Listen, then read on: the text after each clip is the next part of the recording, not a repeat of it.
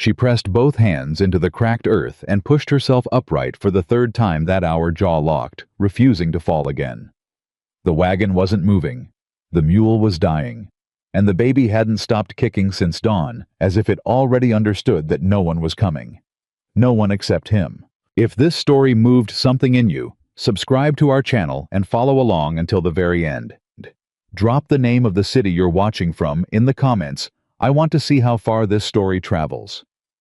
The mule went down at 2:30 in the afternoon. Rosalie Mercer knew it the moment she felt the wagon lurch sideways and heard the animal's knees buckle against the sun-baked trail.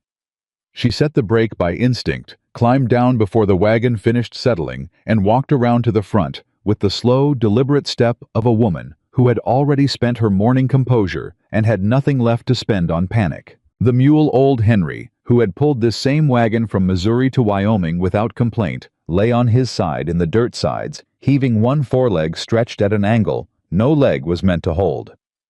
Rosalie crouched beside him. She put her hand on his neck. His pulse hammered fast and shallow beneath her palm. "All right," she said quietly. "All right, Henry." I wasn't going to stand again. She had known mules her entire life. She knew what their breathing sounded like when they were finished. She stayed beside him for 2 minutes. No longer. She could not afford longer. Then she straightened, pressed one hand against the small of her back, and looked down the trail in both directions. Nothing moved.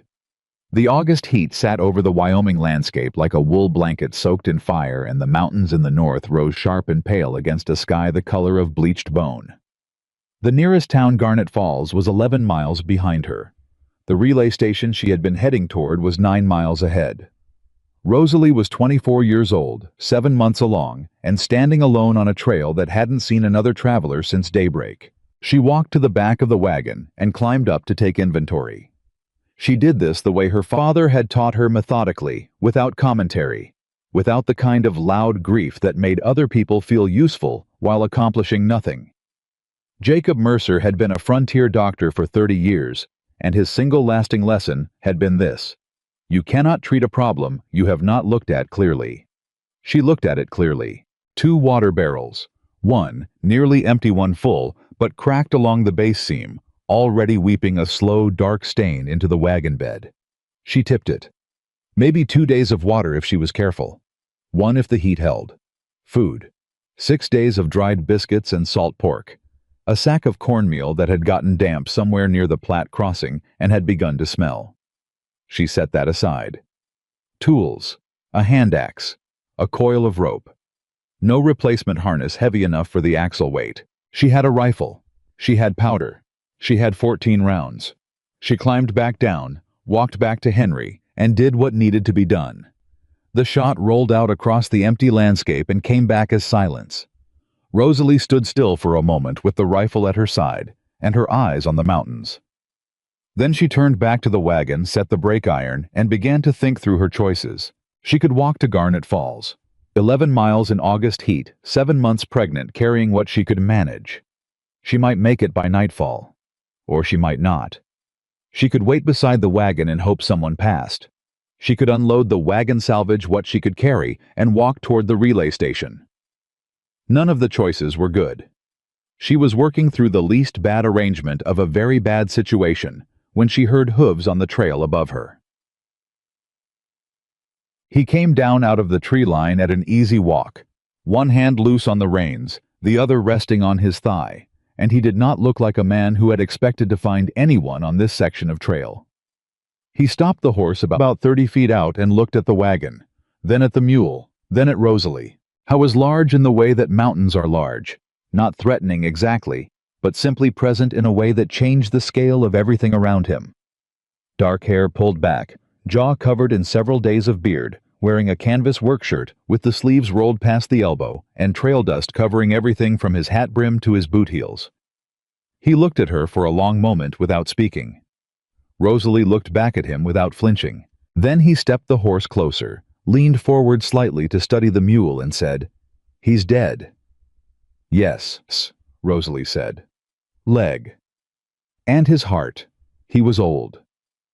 The man straightened, studied the wagon, studied the terrain, then looked back at her with the flat, assessing gaze of someone calculating a problem rather than judging a person. "Where are you headed?" he said. "North Relay Station." He glanced at the sky. 9 miles. "I'm aware. You got water." "Enough." His eyes moved to the crack in the barrel and then back to her face, and he said nothing, but his expression said clearly that he did not believe her. Rosalie did not offer to argue the point. "I can get the supply crate off and carry what matters," she said. "I'd ask you to take a message to the relay station if you're heading that direction, but I won't ask you to." "Get in the wagon," he said. She stopped. "I beg your pardon. Not asking you to carry anything. Get in the wagon. I'll take the front, tie my horse to the back, and push it from here to the station." Rosalie looked at him steadily. "That wagon weighs 700 pounds empty." "I'm not going to push it with my hands," he said, and there was something in his voice that might have been patience being applied by force of will. "I've got rope and my horse. It'll be slow, but it'll move." She studied him. "I don't know you." "No, you don't. I'm not in the habit of climbing into wagons with strangers." "That's sensible," he said. "You still look like you're about to pass out." Rosalie drew herself up slightly. "I am not going to pass out." He didn't argue that either. He just waited. After a moment she said, "What's your name?" "Cole Whitmore." "Where are you coming from?" "Cabin in the Bighorns, about 6 miles northeast." She studied him a moment longer. Something in her chest, the part that had learned to distrust quickly after Thomas died, was telling her to refuse. But another part, the part her father had trained, the part that calculated odds rather than feelings, was looking at the cracked water barrel, the dead mule, and 9 miles of open trail, and arriving at a different answer. "Rosalie Mercer," she said. She climbed up onto the wagon bench. He tied his horse to the rear wheel bracket, found the length of rope behind the wagon seat, worked out the angle from the harness ring to his saddle horn, and told her to keep the brake half released. Then he walked back to the horse, spoke to it quietly, and clicked his tongue. The wagon groaned, shifted, and began to move. Rosalie sat with her hands folded in her lap, her spine straight and her face forward, watching the trail ahead and allowing herself precisely no expression. They had been moving for almost 40 minutes before he spoke again.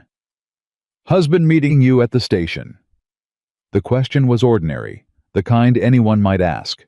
Rosalie said no. He waited. She decided the situation warranted explanation, if only because it would prevent him from asking the same question 3 different ways. "My husband passed 6 weeks ago. Fever. I buried him outside Garnet Falls, and I've been sorting out the estate since." She kept her voice level. "I'm trying to reach my sister's property north of Casper. She's the only family I have left." Cole said nothing for a while. Then he said, 6 weeks. "Yes." "And you're—" He stopped. 7 months, she said. "I know what you're going to say." "I wasn't going to say anything." "You were going to say I shouldn't be traveling alone in my condition." He was quiet for a moment. "I was going to say you had a hard 6 weeks. Rosalie blinked once. That was not what she had expected. "Yes," she said. "I did."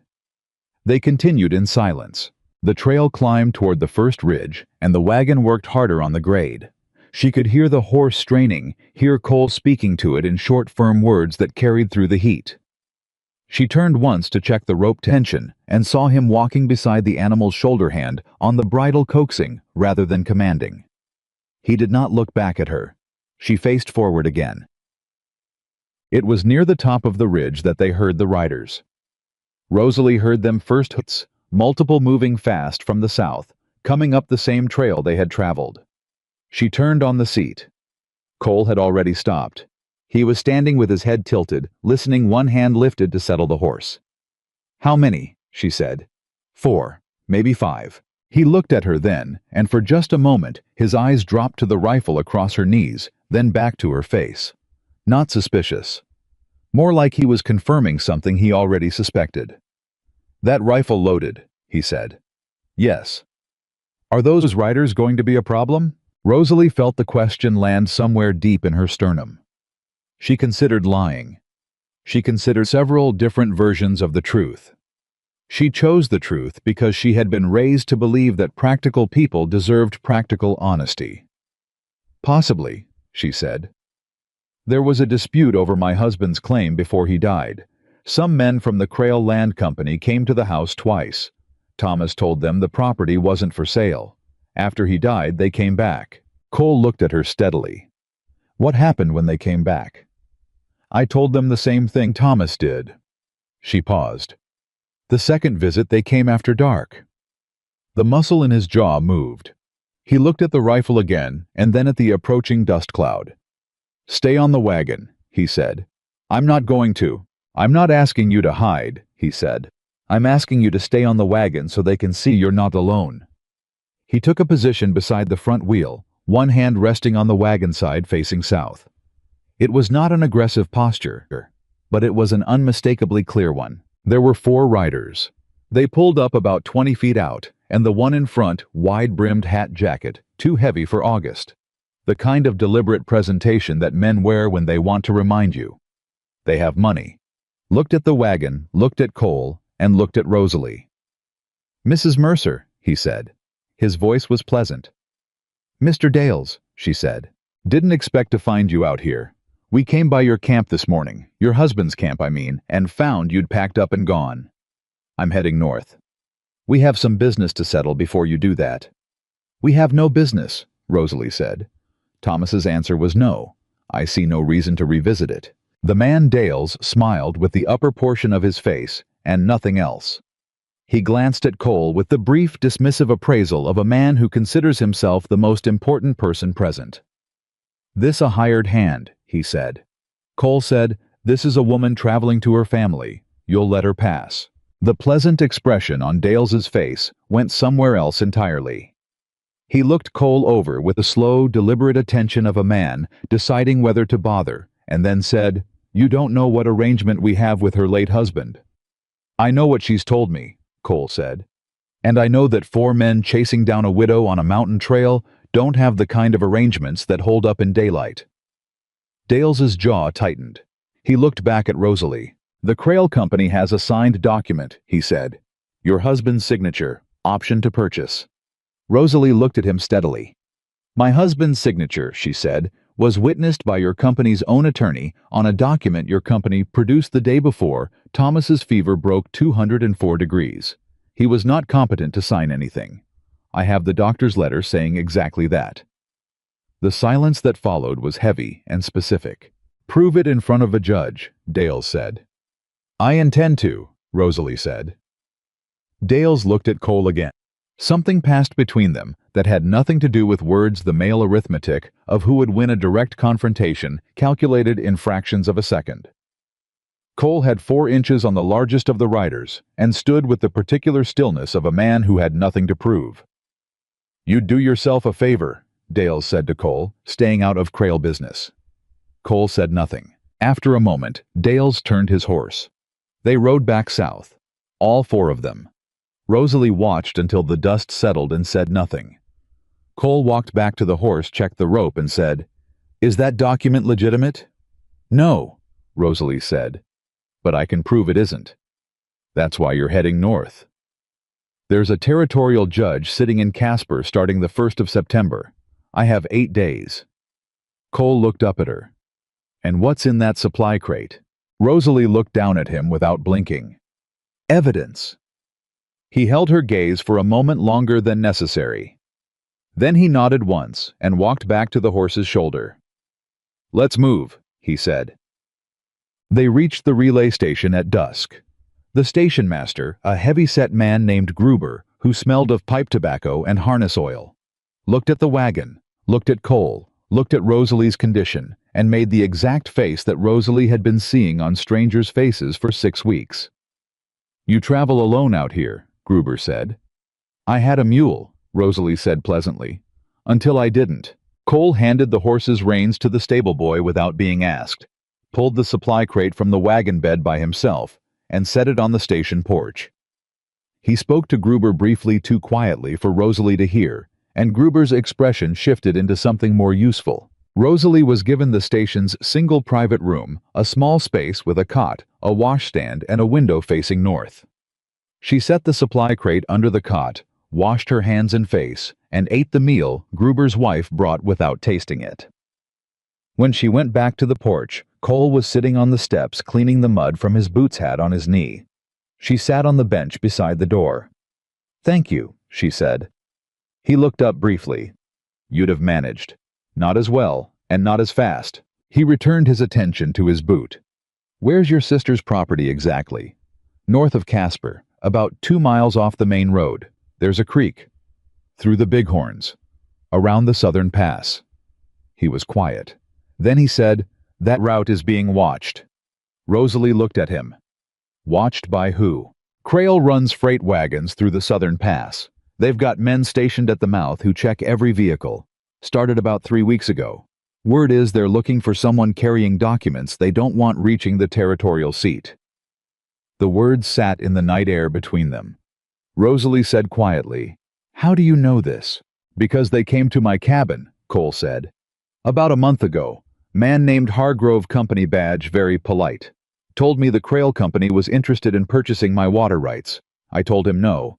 He told me I'd want to reconsider." He set down the boot. "Since then they've had men on the trail below my place. Not quite close enough to be trespassing. Close enough to make a point." Rosalie was very still. "They want your water rights because the northern creek on my land is the only reliable water source in this section of the Bighorns. Everything that moves through the mountains in summer needs it." He looked at her. "Every freight route, every cattle outfit, every settlement wagon." "If they control the water," Rosalie said slowly, "they control who moves and who doesn't," he finished. She looked out at the dark mountains to the north. "The documents in my crate show that the Crail Company has been bribing county officials to delay competing freight licenses. They've been forcing independent operators out of business and then acquiring the routes at foreclosure prices." Cole was quiet for a long moment. "And your husband's claim," he said.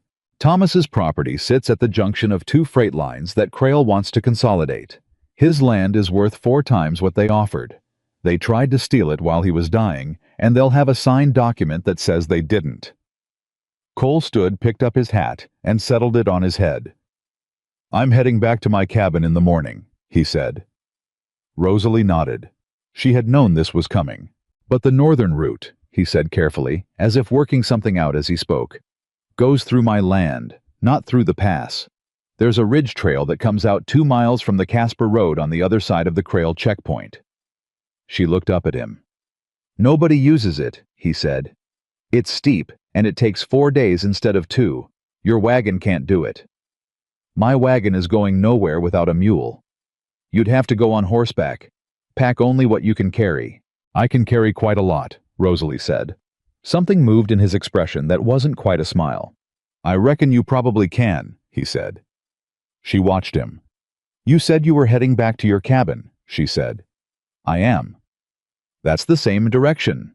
"It is." She understood what he was offering without either of them having to name it. "The supply crate weighs 22 pounds, she said.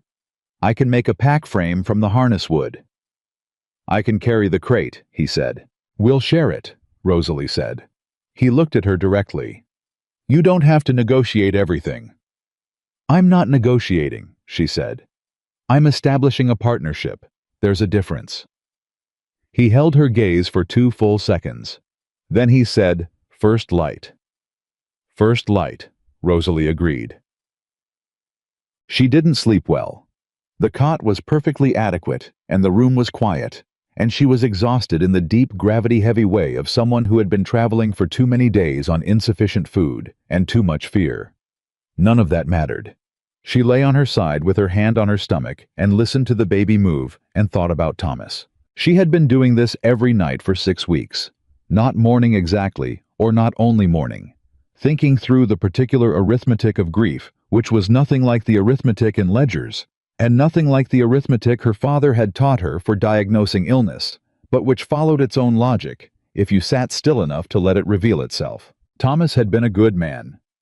Quiet, steady, with a habit of sitting on the porch after supper and watching the light go out of the sky without saying anything about it. He'd had no talent for pretty words and no need for them, and she had loved that about him, in the particular way a person loves something they didn't know they needed until it was the thing they had. He'd known he was dying before the fever broke 200 degrees. He'd known, and he'd told her 3 things. Bury me properly, get the papers to the judge, and don't let them make you small. She hadn't buried him particularly well. The ground was hard, and she'd been alone, and it had taken all of one afternoon and part of an evening. She'd put the marker in straight, though. She'd seen to that. She was working on the second thing. The third thing she was working on every day, in the small moments when Dale smiled his half-smile and Gruber made his face at her, and strangers on the road looked at her belly before they looked at her eyes. She pressed her palm flat against the baby's kick and thought, 8 days.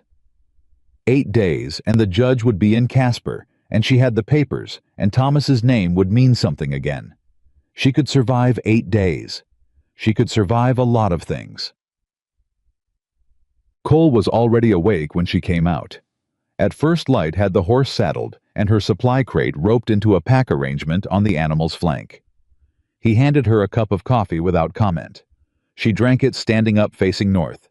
He did not ask whether she was sure about this. She appreciated that. Gruber came out to see them off and stood on the porch with his thumbs in his suspenders, looking between them with an expression that clearly communicated his opinion of 2 people heading into the Bighorns in August. One of them a mountain man with no particular social graces, and the other a heavily pregnant widow who hadn't slept enough to fool anyone. "That trail is steep," Gruber said. "Yes," said Cole. "There are bears."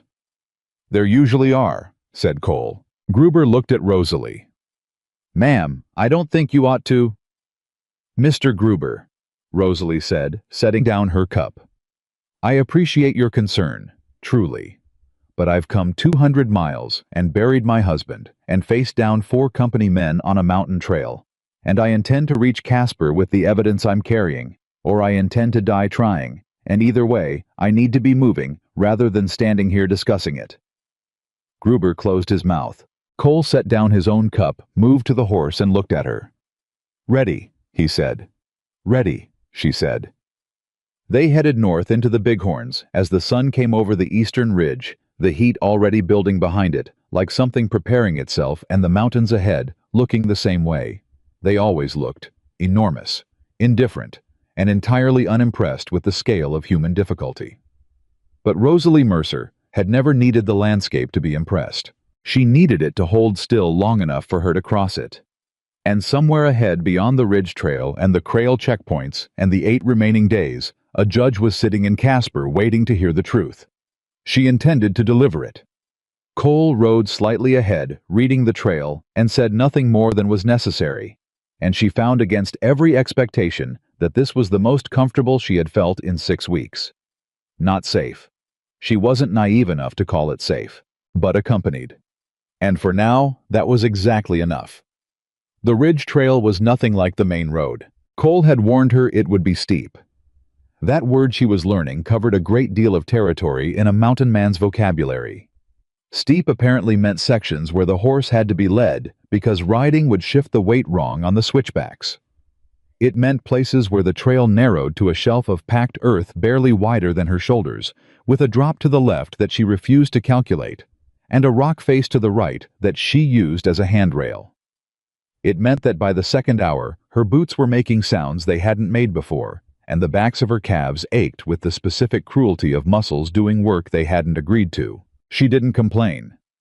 Cole set a pace that was fast, but not careless, and she matched it without being asked to. He glanced back at her every 10 minutes.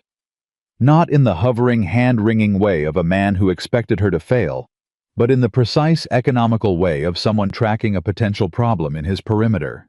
She found she didn't mind it. It was the same way she checked the water barrel. Not sentiment. Function.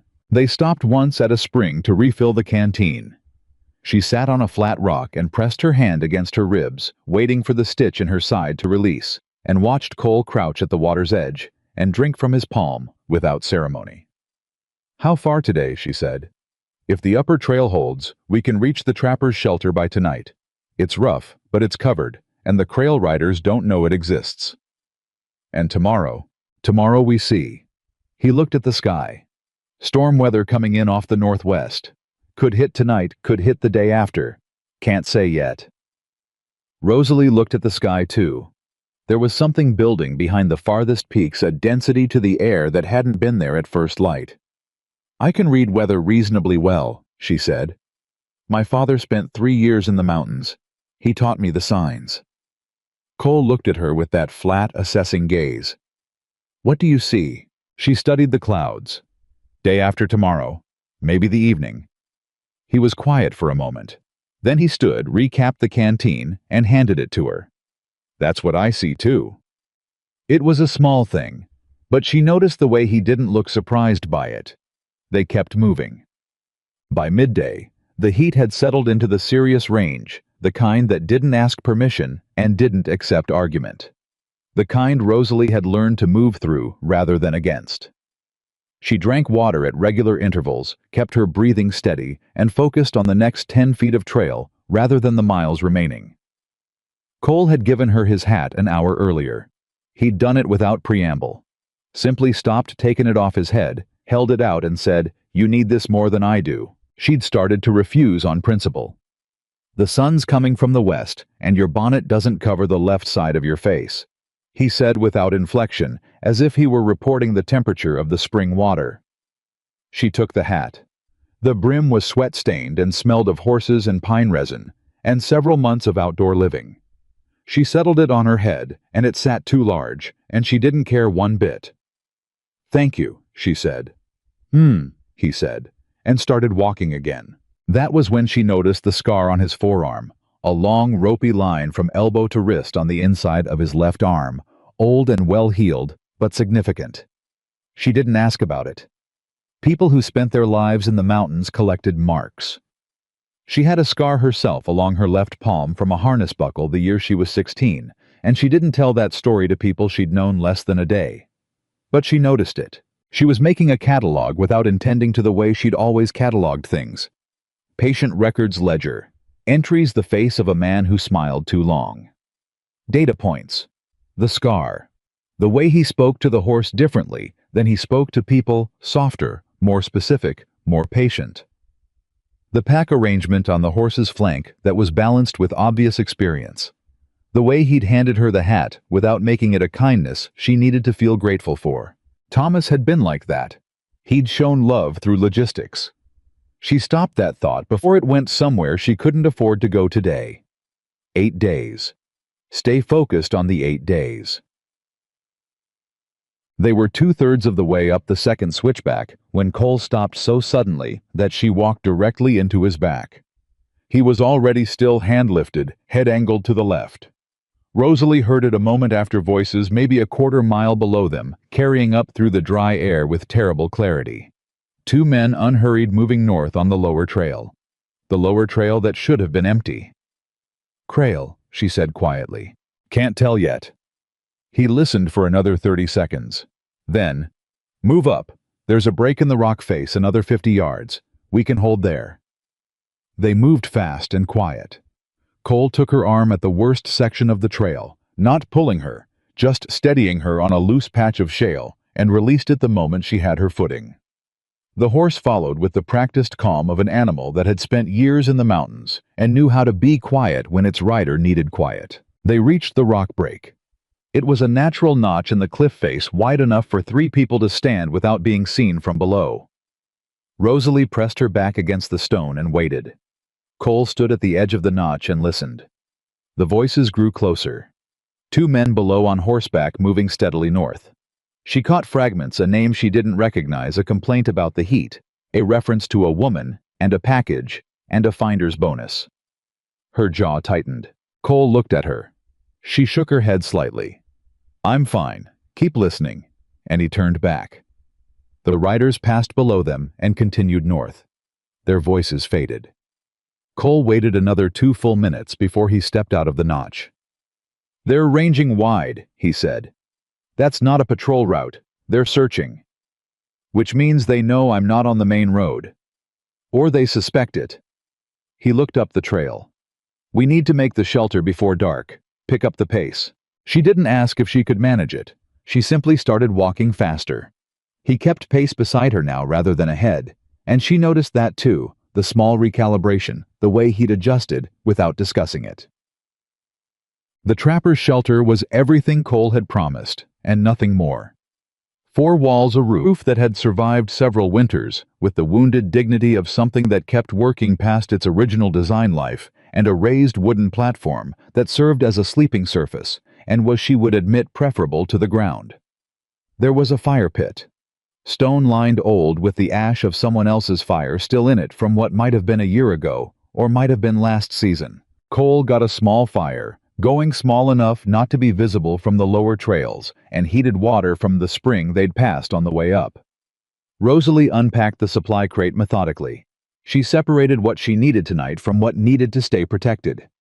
The documents were wrapped in oilskin inside a false bottom she'd built into the crate herself, using a method her father had taught her for transporting medicines that couldn't get wet. Cole watched her hands work and said nothing. She made a simple meal from what she'd packed: biscuits, dried meat, the last of a small round of hard cheese that was approaching the philosophical limit of its edible life. She divided it evenly without asking and handed him his share. He looked at the portion. You should eat more.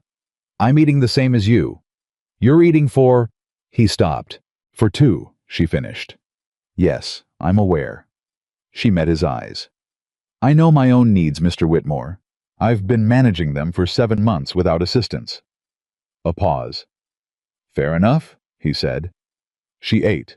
He ate. The fire was small, and the shelter was warm from the retained heat of the day, and outside the first breath of wind moved through the pines in a way that suggested the storm was reconsidering its timeline. Tell me about the Crail Company, Cole said. She looked at him. What specifically? Everything in that crate. Start at the beginning.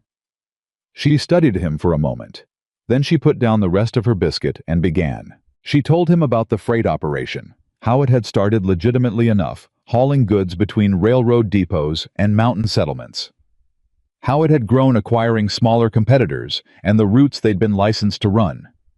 How the corruption had started small, a delayed shipment here, an inflated invoice there, and then grown into something systematic and deliberate and cruel. She told him about the winter of the previous year, when medicine intended for 3 mountain communities had been rerouted and held in a Crail warehouse in Laramie. The official report had called it a transport breakdown. The actual ledger showed it had been held deliberately until the communities bid for it at 3 times the original price. She told him that her husband had found out because Thomas had been one of the independent freight operators Crail was squeezing out. He'd started comparing delivery records with neighbors and found the pattern. He'd gone to the county clerk and found the falsified licensing documents. He'd started copying things quietly, carefully over the course of 4 months before anyone noticed. Before he got sick. Cole was very still. The fever, he said. Was it? No, she said. The fever was the fever. Thomas was not a man who would have manufactured his own illness for effect. She heard the sharpness in her voice and modulated it. But Crail's men had been pressuring him for 2 months by then. The stress didn't help. Cole looked at the fire for a long moment. Then he said, I hauled freight through these mountains for 6 years before I built the cabin. Before that, I guided settler wagons on the eastern routes. He paused. 3 years ago, I turned down a contract from a man named Hargrove, company called Western Consolidated. He wanted exclusive use of my northern trail for the summer season. Rosalie went still. Western Consolidated is a subsidiary of Crail. I know that now. His voice was even, but there was something underneath it. I didn't know it then. I just didn't like the terms. Exclusive use meant I couldn't let independent operators cross my land. He looked at his hands. I said no. They've been trying to isolate your water source ever since. Seems that way. He was quiet for a moment. How many people died last winter? She didn't look away from him. The medicine shortage, directly the doctor's records show 11 confirmed, probably more that weren't recorded. Cole's jaw worked once. 11, he said. Yes. The fire snapped. Outside, the wind picked up another degree. He said, "I want to look at those documents." She considered him, the set of his shoulders, the quality of his stillness, the way he'd asked rather than demanded. Then she reached into the crate and began carefully unfolding the oilskin. She handed him the ledger copy first.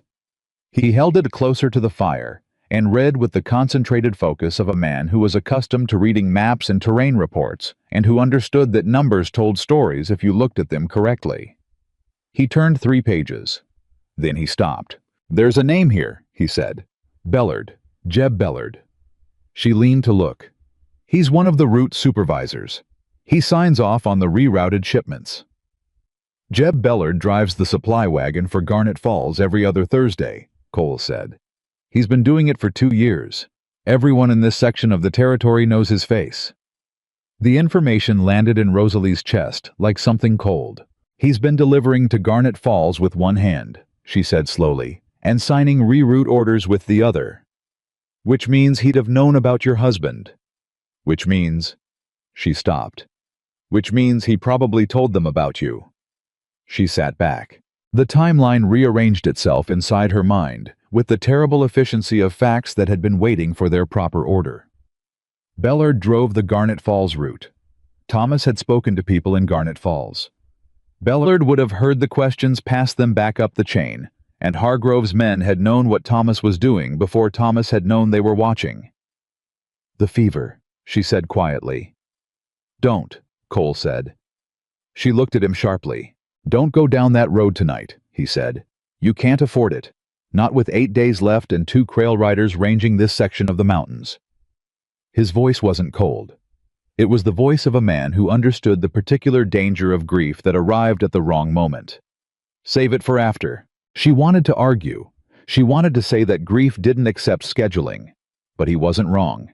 And the part of her that ran on her father's training rather than her own heart knew he wasn't wrong. "All right," she said. She folded the documents back into the oilskin and placed them in the crate. Neither of them spoke for several minutes. Then Cole said, "Get some sleep. I'll take the first watch." "You don't need to watch all night on my account. I watch every night. It's habit." He moved toward the shelter entrance and paused. "The platform's level. The east side is better if your back is bothering you." She looked at him. "How did you know my back is bothering me?" "You've been shifting your weight to the right since the second switchback."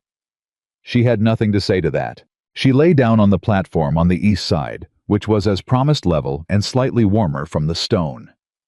She closed her eyes and listened to the wind and the small sounds of Cole settling at the shelter entrance and the horse shifting its weight in the lean-to outside. She was asleep faster than she'd expected to be. She woke to Cole's hand on her shoulder, firm, brief, immediate. "We need to move," he said. Outside the shelter. It was still dark, but it was the dark of very early morning rather than the dark of midnight. She sat up and her body made its full inventory of complaints in rapid sequence: back calves, the ache along her left side where she'd slept on a board seam. "Storm," she said. "Riders, lower trail. They made camp last night about half a mile south. I could see their fire from the ridge." She was already reaching for her boots. "How many?" "At least 4, could be 6. They'll be moving at first light." He'd already packed her crate. Her jacket was laid ready beside it. "Can you move fast?" "How fast?" she said. "Fast." "Then yes," she said. They left the shelter 15 minutes before the sky began to gray, moving north on the upper trail with the horse loaded, and Rosalie setting a pace that surprised him. She knew it surprised him because he glanced back at her twice in the first half-mile, with the slightly recalculated expression of a man revising an estimate. She didn't say anything about it. She just kept moving. The morning burned off fast, and the heat returned with the particular aggression of a second-day August sun. By mid-morning, they were on a section of trail that Cole called the Long Traverse, a series of exposed ridgelines where the footing was good, but there was no cover, and anyone on the peaks above could see them clearly. "How long?" Rosalie said. 2 hours if we move steady." Then we move steady. They moved steady. Halfway across the second ridgeline, Cole stopped abruptly. She stopped beside him. On the slope above them, high maybe 1,000 feet up, moving along the crest, was a single rider. He was not moving the way a man moves when he's traveling. He was moving the way a man moves when he's looking for something. Cole didn't speak. He simply put one hand on the horse's neck, stilling it, and stood perfectly motionless. The rider above them paused. Rosalie's hand found her rifle strap. Cole's hand closed over hers on the strap, not stopping her, not controlling her, just steadying. Steady, the gesture said. Not yet. The rider above sat for one very long minute scanning the slope below him. Then he turned his horse and moved east along the crest and disappeared behind the ridgeline. She let out a breath she hadn't realized she'd been holding. Cole released her hand. They're triangulating, he said quietly. Two groups. The ones on the lower trail coming north, the one on the ridge pushing west. They're trying to push anyone in this section toward the eastern face. Which is where Crail's checkpoint is. Yes. She thought for a moment. What's on the western face? He looked at her. Something shifted in his expression, not quite reluctance, but its neighbor. The northern creek, he said. She understood immediately. Your cabin. My land, and the only route through this section that isn't covered. You told me you hadn't let anyone cross your land in 3 years. I didn't say that, he said.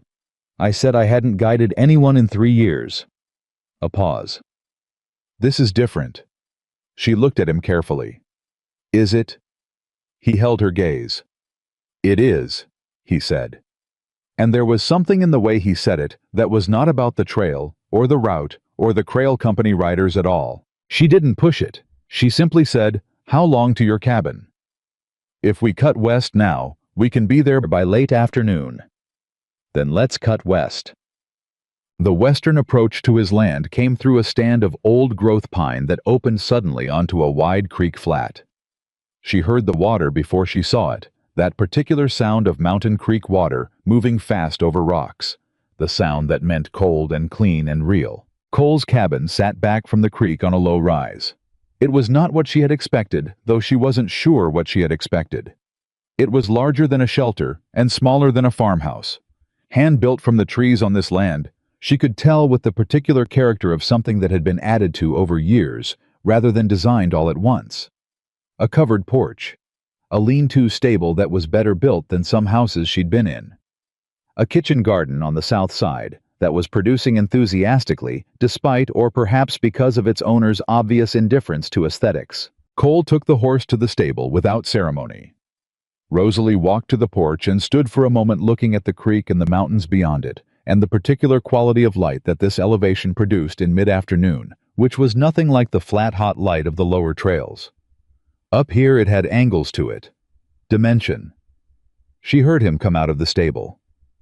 There's food in the root cellar, he said. Help yourself to whatever you need. She turned to face him. Cole, he stopped. Before we go any further, she said, I want to say something directly. He waited. You've shared your trail, your route, your hat, your watch shift, and now your land with me. You haven't asked me for anything in return, and I don't know your full reasons, and I won't pretend to. She met his eyes steadily. But whatever this is, this arrangement between us, I want it to be honest. I won't let you protect me from things I could know, and I won't have you keeping information from me to make things easier. He was quiet for a moment. Like what? He said. Like whatever it is you haven't told me about this cabin and Crail.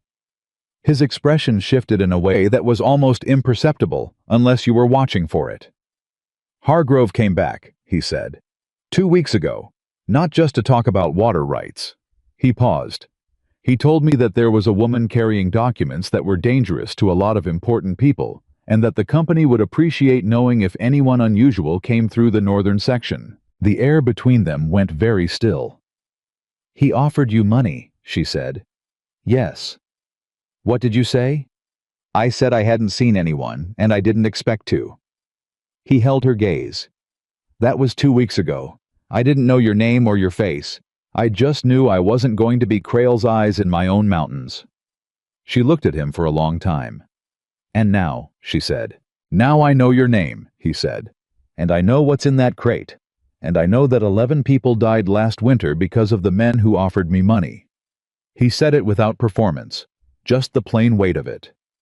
Rosalie let out a slow breath. "All right," she said. "All right." She turned toward the door of the cabin. "I'll start on supper. You look like you haven't eaten a cooked meal since sometime in the last administration." She heard something behind her that might have been the first sound of a laugh quickly reassembled into silence. The cabin's interior told her things about him in the same way all interiors told her things. One chair by the fire, one cup, the shelves organized with military precision along one wall, tools, medicines, books, all in the order of a man who knew exactly where everything was because he never had to navigate around anyone else's arrangement. But there were 2 books on the small table by the window that had not been stacked with the others. They'd been left out. One was a survey map of the Bighorn Range, heavily annotated in pencil. The other was a volume of poetry that was worn enough to have been read many times. She didn't touch the poetry. She found a cast iron pan, located dried beans, and a heel of cured bacon in the root cellar, and began making the kind of meal that required minimal ingredients and significant attention, which suited her perfectly, because significant attention left no room for the thoughts that were trying to crowd back in from the edges. Cole came inside while she was working and moved around her with the easy care of a large man in a small space who'd learned not to knock things over. Not by instinct, she thought, but by practice. He checked the window on the north wall, checked the latch on the door, moved to the shelf and took down a box of rifle cartridges and set them beside her supply crate. "How many do you have?" he said. 14 rounds for the rifle. A revolver Thomas gave me loaded." She paused, stirring. "I know how to use both." "I wasn't asking because I doubted it." She glanced at him. "Then why?" "Because tomorrow we have 2 options. Stay here a day and let the riders south of us move their search pattern east and away. Or move now and risk cutting across their line." He leaned against the wall. "Staying means we eat into your 8 days. How many days do we have left if we stay here tomorrow? We reach Casper on day 7 if nothing slows us. That gives you 1 day of margin. And if something slows us, then we find another way." She considered this. "What do you recommend?" He tilted his head slightly. "I recommended you sleep at the relay station and wait for the southern route to clear. You were right that it wouldn't. So you're telling me your recommendation is no longer reliable. I'm telling you my knowledge of this terrain is reliable. My ability to predict what you'll decide is less so." She looked at him over her shoulder. "Is that a complaint?" "No," he said. "It's an observation." She turned back to the pan. "We stay tonight," she said. "We leave at first light tomorrow. That keeps 6 days plus margin." "Agreed." "And Cole." She paused. "Whatever Hargrove offered you, it was enough to matter to a man living alone in the mountains." He said nothing. "I want you to know I understand that," she said carefully. "What you turned down wasn't nothing." He was quiet for long enough that she thought he wasn't going to answer. Then he said, "My brother died in these mountains 8 years ago. A flood on a crossing I told him was safe." His voice was perfectly level.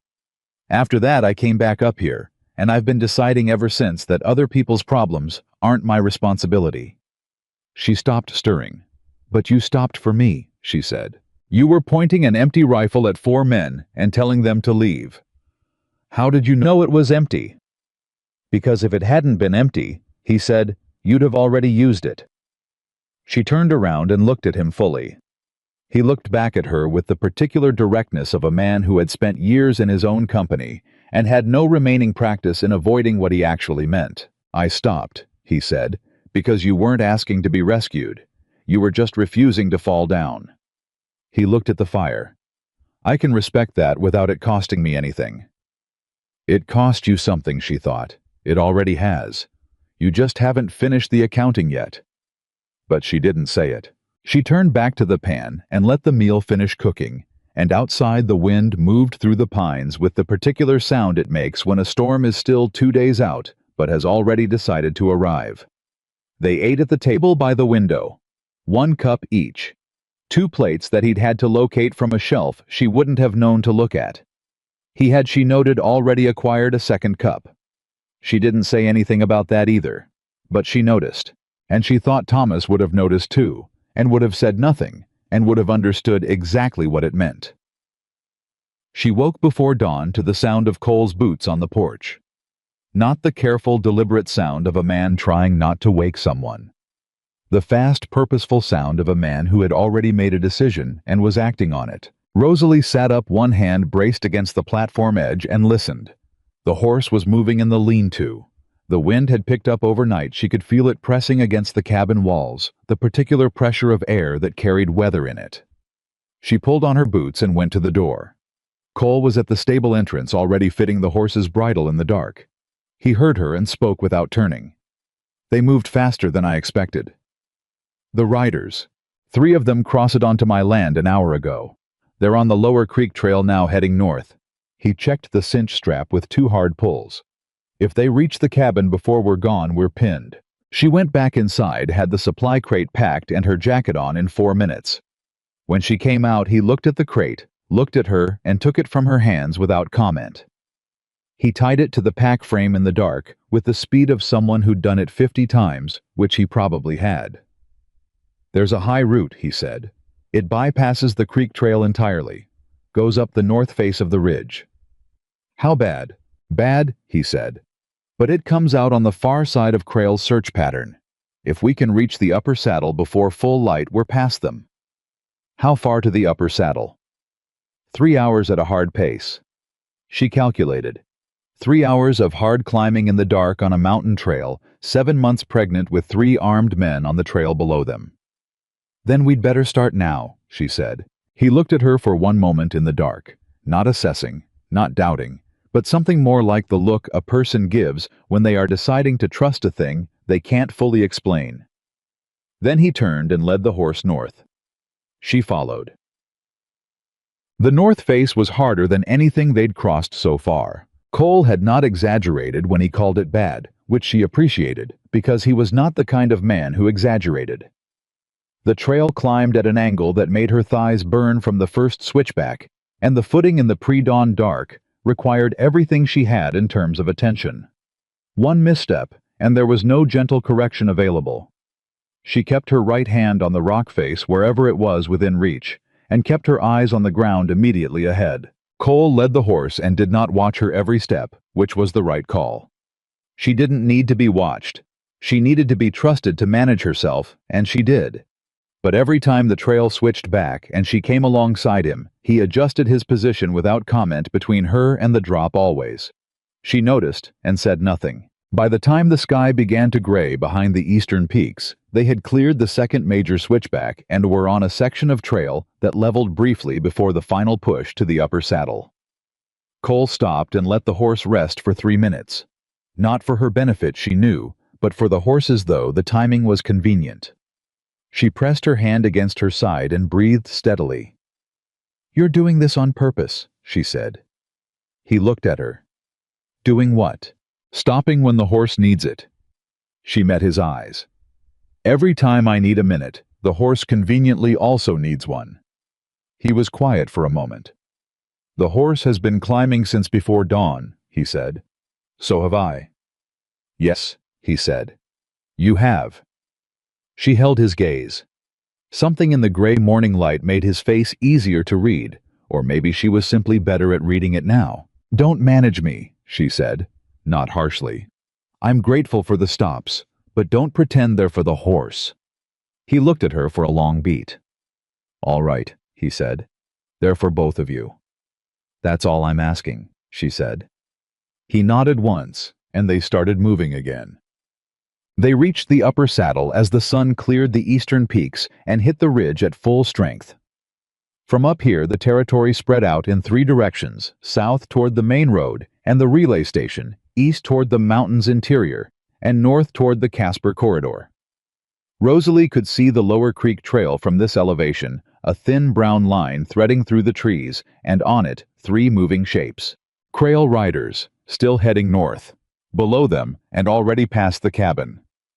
"They'll find the cabin empty," she said. "Yes. That tells them we moved in the night. It also tells them I chose a side." His voice was even, but something behind it was not. Hargrove will know I was there. She turned to look at him. I'm sorry. That's because of me. No, Cole said. It's because of them. He held her gaze just long enough to make the distinction clear.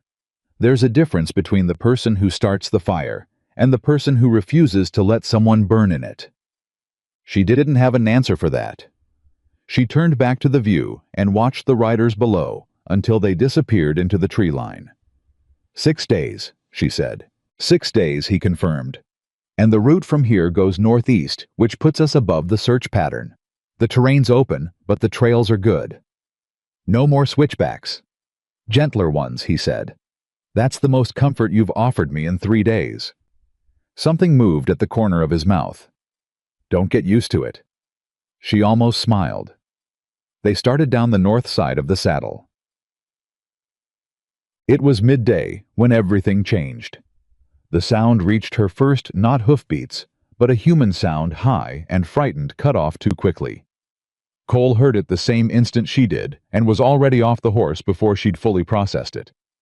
He held his hand out behind him, stay, and moved forward on foot toward the sound. Rosalie stayed with the horse but unslung her rifle. The safety was off before he was 20 feet ahead. He came back faster than he'd gone. Family, he said. A man, a woman, 2 children. Their wagon's off the trail, 1 wheel down a gully. Man's trapped under the axle. Hurt? Leg. Can't tell how bad. His face was tight. We stop. We lose 2 hours minimum. And there are riders south of us who are going to pick up our track before nightfall. Rosalie was already moving toward the sound. Rosalie, he started. 2 hours, she said, walking. Then we move. He caught up with her in 4 strides. The wagon was in the kind of trouble that announced itself immediately tilted at an angle. No wagon should hold the right rear wheel jammed into a rocky gully, a foot lower than the trail, and underneath the rear axle, a man with brown hair and a pale face, and both hands braced against the wagon frame because the axle was resting across his left thigh. The woman, young, maybe 20, with a child on each hip, made a sound when she saw them that was mostly relief with desperation underneath it. Cole assessed the axle situation in about 4 seconds. Rosalie went to the man. Where's the pain? She said. All of it, the man said through his teeth. The whole leg. Can you feel your foot? Yes. Good. That's good. She put her hands along his thigh carefully. He was trembling, but not from cold. The bone's intact, she said.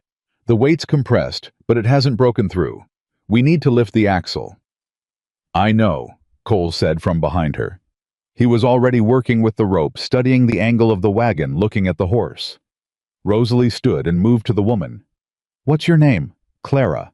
Clara, I need you to take the children to that flat rock over there and stay there. Can you do that? Clara nodded, jaw tight, and did it. Rosalie went to help Cole. He had the rope rigged from the axle to his horse's saddle horn, running at an angle that would lift the back of the wagon, rather than drag it sideways. He handed her the end of a second rope. When the axle lifts, I need you to pull him clear, he said. Low and sideways. Don't lift him, drag him. Can you do that? Yes. Your footing needs to be solid. There. He pointed to a flat section of ground. Stand there. She took her position. Cole spoke to the horse, settled it, clicked his tongue. The horse leaned into the harness. The wagon groaned a horrible sound of stressed wood and metal, and the axle shifted. It lifted 2 inches, maybe 3. Now, Cole said.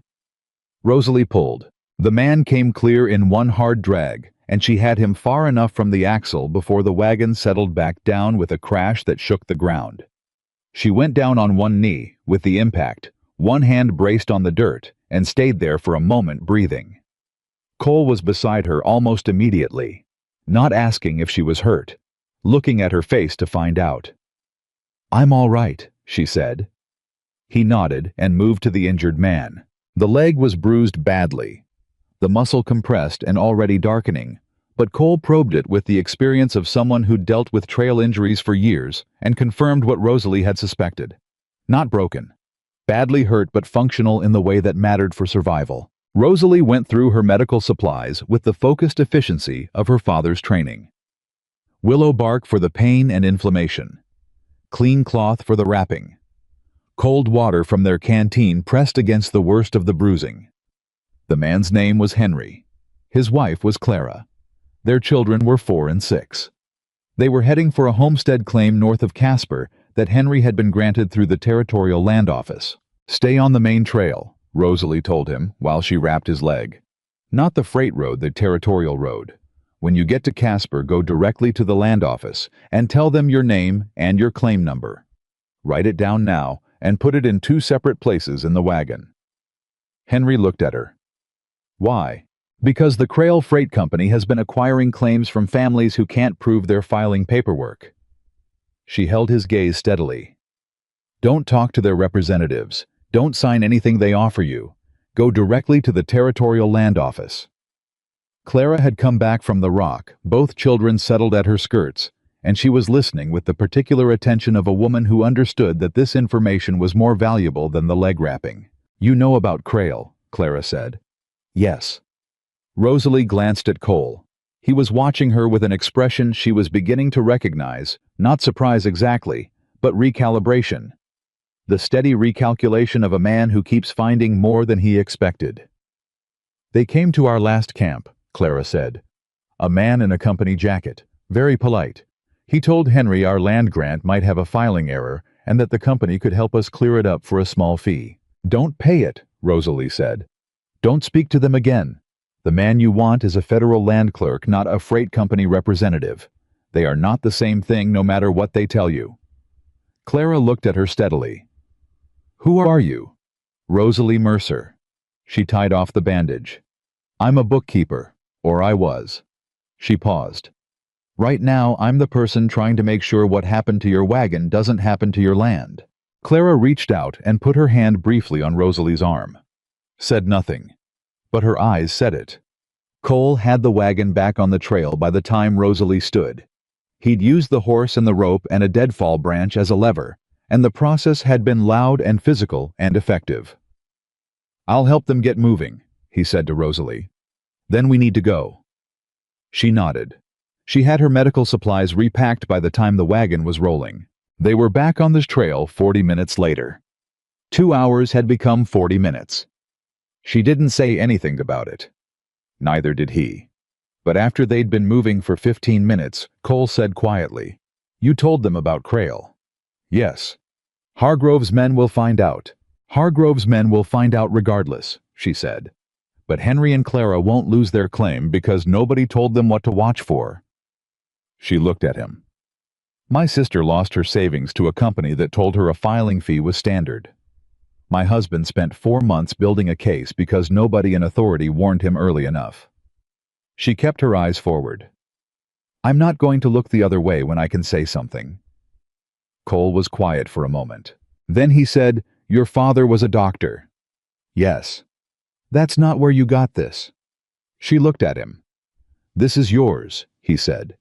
"The part that stops when other people won't." She didn't answer right away. The trail moved beneath them, the horse's pace steady and familiar now. Finally she said, "Thomas used to say I was constitutionally incapable of walking past a problem." "Is that a complaint?" "From him, no. He said it like a man who'd married someone slightly more capable than himself and was still figuring out how he felt about that." Cole made the sound that was almost a laugh. She had recognized it. The afternoon brought the first real sign of the storm. The wind shifted west, which Cole registered by stopping mid-trail and lifting his chin and standing very still for 5 seconds. Rosalie stopped when he did.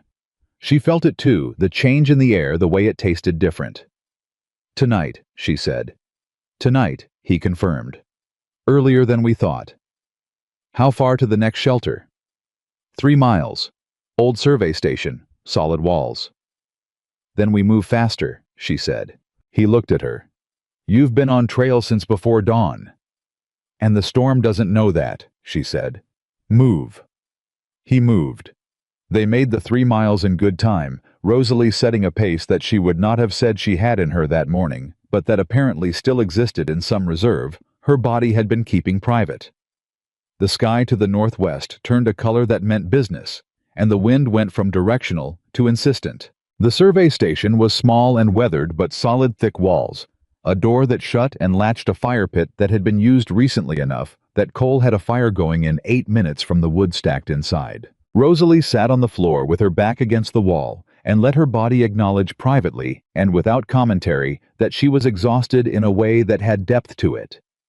The baby had been quiet most of the afternoon, which she had learned to read as the calm that preceded the particular kind of internal activity that happened when she was still long enough for the baby to notice. Cole sat on the opposite side of the fire checking his revolver with the methodical attention of a man who maintained his tools because his life depended on them.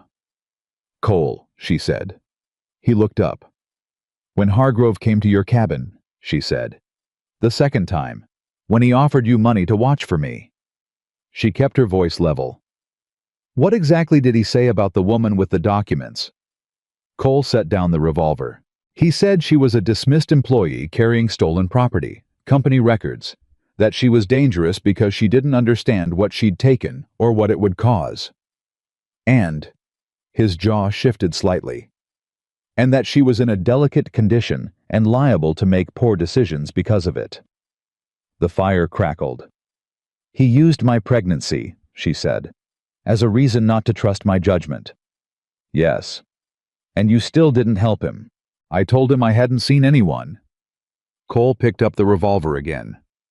"I was also thinking that a woman carrying stolen freight documents through the Bighorns in August sounded like someone who'd made a very deliberate decision and knew exactly what she'd taken." Rosalie looked at him across the fire. "You didn't know me," she said. "No. You just decided that on logic. I decided that a company sending men to chase a pregnant woman through mountains in summer isn't a company protecting stolen property." His voice was flat and certain. "Companies protecting stolen property send lawyers." She was quiet for a moment. Then she said, "You should have been a lawyer." "I'm better with horses." "Debatable," she said. He almost smiled. She was certain of it this time. The storm hit at 10 o'clock with the full force of something that had been building for 2 days and had finally lost patience. The wind hit the survey station walls with a sound like impact rather than weather, and the fire guttered and roared in sequence as the draft changed, and outside the rain came down, not in drops, but in quantities. Rosalie had moved to the wall beside the fire pit for warmth, and Cole had moved to check the door latch when the second gust hit, and something outside a loose board, a piece of the old station's extended structure, came away with a crack that sounded like a rifle shot. She did not flinch. He looked at her. "You all right?" "I grew up in Missouri," she said. "This is Tuesday." He checked the latch, confirmed it was holding, and came back to the fire pit. He sat closer than he had been, not across the fire, but beside it, and therefore beside her, with about 3 feet of space between them. The storm hammered the walls. "Tell me about Elias," she said. The silence that followed was specific in quality, not the silence of a man who didn't want to answer, but the silence of a man deciding how much of the truth he was going to give. "How was 22, Cole said. "Younger than me by 6 years. He wanted to be a guide like I was. He'd done the eastern routes twice, and he was better than I was at reading people, worse at reading terrain." He looked at the fire. "I was guiding a group of 8 settlers west. Elias came along to learn the mountain section." She waited. "I'd checked the upper creek that morning. It was running normal. I'd crossed that section 40 times, and I knew the behavior of every water source on the route." His voice was steady, but only by discipline. "What I didn't account for was the snowmelt from 2 days prior. It had been warm. I should have reassessed. I didn't." "You made a mistake," she said. "I made a mistake that killed my brother." "You made a mistake that cost your brother his life in a flood," she said carefully. "Elias died because a mountain flooded, not because you didn't love him or didn't try." "I was the guide," he said. "My judgment was the judgment. That's the job." "Yes," she said. "And you've been punishing yourself for it by refusing to use your judgment again for 8 years." She kept her voice even, not challenging, just clear. "Which means the mountains have been one person short of their best guide for 8 years. And I have spent 3 days benefiting from the judgment of a man who insists he can't be trusted with it. Cole looked at her directly. "You're not easy to argue with," he said. "I'm not trying to win an argument," she said. "I'm trying to tell you what I see." "And what do you see?" She met his gaze across the small space. The fire between them threw light and shadow in equal measure, and the storm outside made the walls feel closer than they were. The world outside feel farther. "I see a man," she said, "who has been alone in these mountains for 8 years, who guides by instinct and maintains everything in his care with precision and devotion, who turned down money to do something wrong without a second's visible hesitation, and who acquired a second cup before I arrived at his cabin." She held his gaze. "That last part is not the behavior of a man who doesn't know how to be responsible for other people. It's the behavior of a man who was already deciding." Cole was very still. "The cup was there," he said finally. "Gruber's wife sent supplies with me 3 years ago." "There were 12 things on that supply shelf," Rosalie said. "1 cup in daily use, and 1 cup that was cleaner than everything else because it had been washed and put away carefully." She did not look away from him. "You knew Cole." He said nothing. And in the not saying, he said everything. The fire snapped. The storm pressed at the walls. Outside, the rain came down with the indifference of weather that did not concern itself with human significance. And inside, for the first time in 3 days, in 6 weeks. If she was being fully honest, Rosalie felt something in her chest release its grip slightly. Not joy, not resolution, just the particular quality of being fully seen by another person and finding out it was survivable. She pressed her hand to her side, where the baby had begun to move. Cole looked at her hand. "Is something—" "The baby's fine," she said. "Just awake." She paused. "Sometimes I think she knows when I've stopped moving long enough to pay attention." He looked at her hand for another moment. "She—" "I don't know," Rosalie said. "I say she. It feels like she." She glanced at him. Thomas thought it was a boy. He had names picked out. "What names?" she told him. And then, because he'd asked, and because the storm had given them a parenthesis outside the normal rules of what strangers shared, she told him about Thomas, not the grief version, not the ledger version, but the actual version. The man who sat on the porch watching the light fail without needing to comment on it. The man who'd taught himself accounts at 25 because he'd understood that the world ran on numbers and he wanted to understand the world. The man who had been quieter than she was, and faster to forgive than she was, and who had looked at her from their first meeting as if she were the most obvious solution to a problem he'd been working on. Cole listened without interrupting. When she finished, he was quiet for a moment. Then he said, "He sounds like someone who deserved more time." "Yes," she said. "He did." The storm did not ease, but somewhere in the course of that hour, the quality of the sound changed from violent to insistent to something that was simply weather. Simply the mountains doing what the mountains did and the walls around them holding the way. Walls that had been built, right tended to hold. She fell asleep against the wall without deciding to. When she woke, the fire was still going tended, she understood while she slept. Cole was at the door, which he'd opened a crack looking at the pre-dawn dark. She sat up. "Storm passed," he said without turning. "Trails wet but passable." She put on her boots. "How many days?" she said. "5, he said. "If nothing slows us." "Nothing will slow us," she said. He turned and looked at her, and whatever was in his expression was not the flat assessment of the first day or the careful recalibration of the second.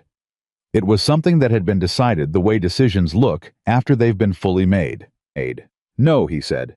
"I don't reckon it will." He opened the door and stepped out into the wet morning air, and she followed him, and behind them the survey station held its ground. The way solid things do, without ceremony, without applause, without anything except the plain fact of having held. And ahead of them, 5 days away, a judge was waiting. And the truth was still in the crate. And neither of them was going to stop. The trail out of the mountains was faster than the trail in. Cole set a pace that acknowledged the 5 days remaining without making them the only thing. He read the terrain.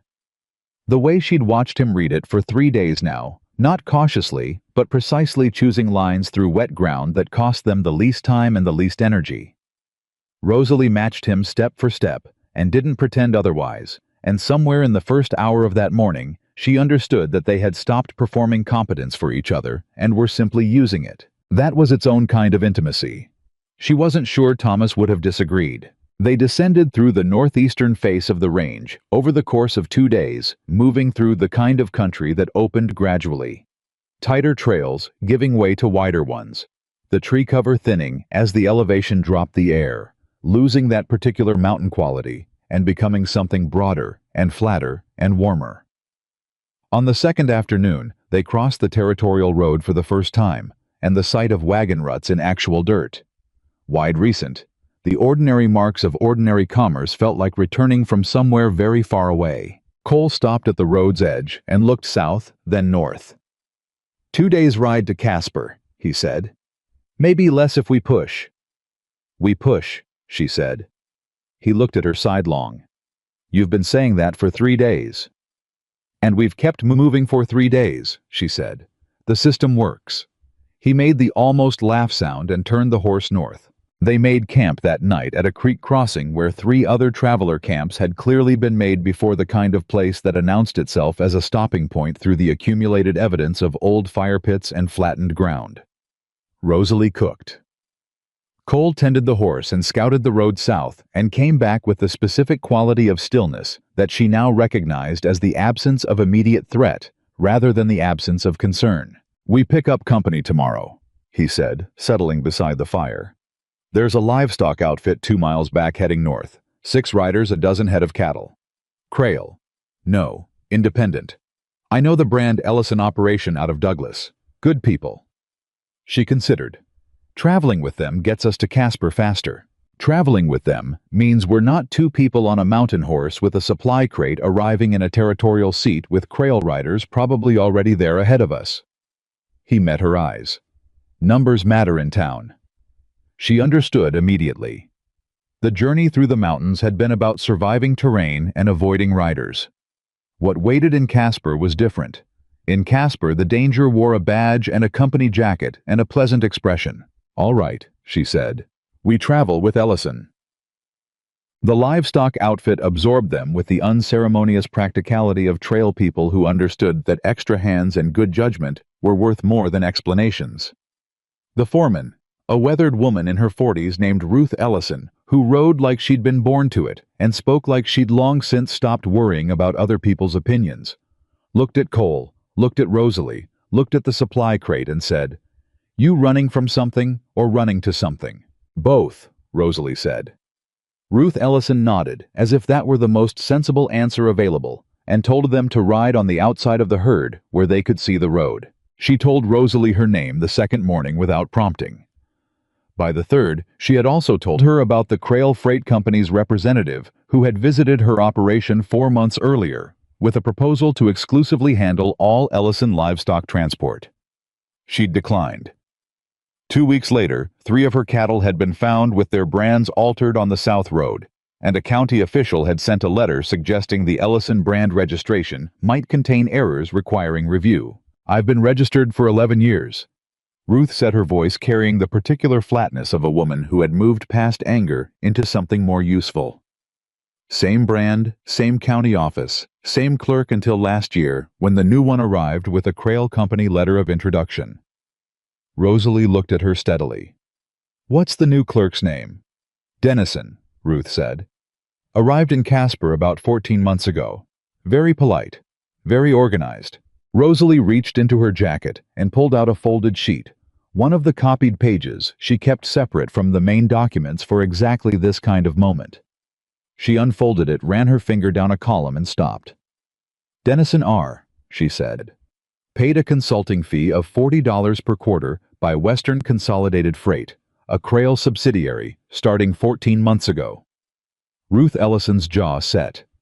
That's in your documents, she said. That's in their own ledger, Rosalie said. That they kept because they believed no one would ever see it. Ruth was quiet for a moment. Then she said, What do you need in Casper? I need to reach Judge Bellamy before anyone from Crail reaches him first. Bellamy's been in Casper since Monday, Ruth said. He's sitting through the end of the week. You've got 3 days. 3 days. Rosalie had calculated 5. The storm had cost them less time than she'd feared. Then we have room, she said. No, Ruth said, and her voice had changed quality entirely. You don't. Because if Crail has a man in the county clerk's office, they have eyes on the territorial courthouse. They'll know the moment you ride in. She looked north. What you need is to arrive somewhere they're not watching. Cole had been riding close enough to hear. He said, "What are you thinking?" "I'm thinking," Ruth Ellison said, "that a livestock operation arriving in Casper with 6 riders is an ordinary Tuesday, and that an ordinary Tuesday is harder to react to than an alarm bell." Rosalie looked at the woman beside her and felt something she hadn't felt in a long time. The particular relief of finding an ally who didn't need to be persuaded or protected or explained to, who simply looked at the situation and started solving it. Tell me what you have in mind," Rosalie said. "Jeffeg." Casper announced itself the way territorial seats did not, with grandeur, but with density, the sudden multiplication of buildings and people and commerce that meant a center of something. They rode in with the Ellison cattle in the late afternoon. Cole on the outside left Rosalie in the middle of the outfit with Ruth beside her, the supply crate hidden under a canvas tied to one of the pack mules. Nobody looked at them twice. This was the plan, and it worked with the quiet efficiency of a plan based on understanding how people actually paid attention, which was to the unusual, not the ordinary. A cattle outfit was ordinary. The woman at its center was not extraordinary to anyone who didn't know to look. Ruth split her riders at the main crossroads, sending 4 to the stockyard with the cattle and keeping 2. She led Cole and Rosalie east through the back quarter of town toward a dry goods establishment that turned out to be owned by her sister. The sister, a woman named Pauline, with Ruth's eyes and a more sociable version of Ruth's directness, had a back room and food, and more importantly, current information. "Bellamy's at the courthouse," Pauline said, setting plates on the table without being asked. "Scheduled through Friday. He's got 3 cases ahead of you." She looked at Rosalie. "I heard Dale's came through yesterday." The name landed in the room like a dropped stone. Rosalie set down her fork. "Dale's is here. Arrived with 2 company men and a lawyer," Pauline said. "They met with someone at the county office for 2 hours in the morning. I know because my neighbor's boy sweeps the offices, and he told his mother, and she told me." Cole said Dennison. "That'd be my guess," Ruth said. Rosalie looked at the wall and thought fast. Dale's was here. He'd met with the county clerk who was on Crail's payroll, which meant by now Dennison had almost certainly been asked to confirm whether any freight documents or land claim records had been filed under the name Mercer, or whether any complaint had been submitted to the judge's office on behalf of Thomas Mercer's estate. If they moved tomorrow morning, and Dennison signaled Dale's, they'd have company before they reached the courthouse steps. "I need to file tonight," she said. Ruth looked at her. "The courthouse is closed." "The courthouse is closed," Rosalie agreed. "But judges aren't courthouses." She looked at Cole. "Bellamy is sitting through Friday. He's in Casper tonight. Where does a federal judge stay in a territorial town?" Ruth and Pauline exchanged a look. "Harmon's boarding house," Pauline said. "North End. Mrs. Harmon only takes the better class of traveler." "Then that's where I'm going tonight," Rosalie said. Cole said Rosalie. She looked at him. "You go to a federal judge's boarding house at night with documents you're claiming prove fraud, you'd better have everything in order." His voice was steady and direct. "No gaps, no pages out of sequence, no explanation required." "I know," she said. "I mean everything," he said. "Including how you obtained them, your employment history, every name in those ledgers, cross-referenced against every claim you're making. Bellamy didn't get to federal circuit court by taking people's word for things." She looked at him for a moment. Then she reached into the supply crate and began laying documents on Pauline's table. "Then help me put it in order." He pulled his chair around to her side of the table. They worked for 2 hours. Cole read numbers the way he read terrain, looking for what didn't fit, what ran against the expected pattern. What would answer the first question a skeptical man would ask? He found 2 pages out of sequence. He found a date discrepancy in one of the shipping records that Rosalie had missed, and that if left unaddressed would have been the first thing Crail's lawyer attacked. Here, he said, pointing. This delivery date is recorded as the 15th, but the payment ledger shows it clearing on the 12th, 3 days before it arrived. She looked at it. Payment was made before delivery. That's a bribe notation, not a shipping record. The freight arrived on the 15th, the bribe was paid on the 12th as a guarantee. Write that as a note on the page, he said. In plain language. Don't make Bellamy work for the explanation. She wrote it. When they were finished, the documents were in an order that told a story. A clear one. The kind that didn't require goodwill to follow. You should come with me, she said to Cole. He shook his head. Bellamy doesn't need a mountain man's testimony tonight. He needs yours. He met her eyes. You're the witness. You're the one who worked there, who copied those records, who watched what happened. He paused. This was always going to end with you in a room with the truth, not me. She knew he was right. She didn't like it, but she knew. Ruth sent one of her riders, a young man named Carver, who knew the north end of town, to walk ahead and confirm that Harmon's boarding house was quiet and that no Crail men were visible on the street. Carver came back in 20 minutes. The street was clear. Rosalie put the documents in the oilskin, put the oilskin in her bag, and stood up. Cole stood when she did. He didn't say be careful. She didn't want him to. I'll be back in an hour, she said. I know, he said. Mrs. Harmon was the kind of woman who had spent 40 years managing the threshold between her establishment and the rest of the world, and who communicated her authority over that threshold with the quiet precision of someone who had never needed to raise her voice. She looked at Rosalie on her porch at 8 o'clock in the evening, 7 months pregnant, trail-worn, carrying a bag with an oilskin visible at the top, and said, We are not receiving visitors. I'm not a visitor, Rosalie said. I need 5 minutes with Judge Bellamy. I have federal evidence relating to a fraud case he may hear this week. The judge is at supper. Then I'll wait until he's finished. Mrs. Harmon studied her with the comprehensive appraisal of a woman who had seen a great many people attempt a great many things on this porch. Your name, she said. Rosalie Mercer. My late husband was Thomas Mercer of Garnet Falls.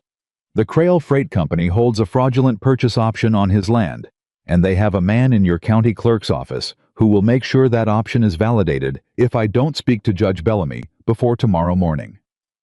Mrs. Harmon looked at her for a long moment. Then she stepped back from the door. I will ask if he is willing to see you, she said. You will wait in the hall. Rosalie waited in the hall. It was 11 minutes. She counted them. The man who appeared at the top of the stairs was in his 60s, gray-haired, wearing a wool vest, and the expression of a man who was mildly annoyed and deeply curious in roughly equal measure. He came down the stairs and stopped at the bottom and looked at her with eyes that were precise and careful and did not telegraph either sympathy or skepticism. Mrs. Mercer, he said. Judge Bellamy. She opened the bag.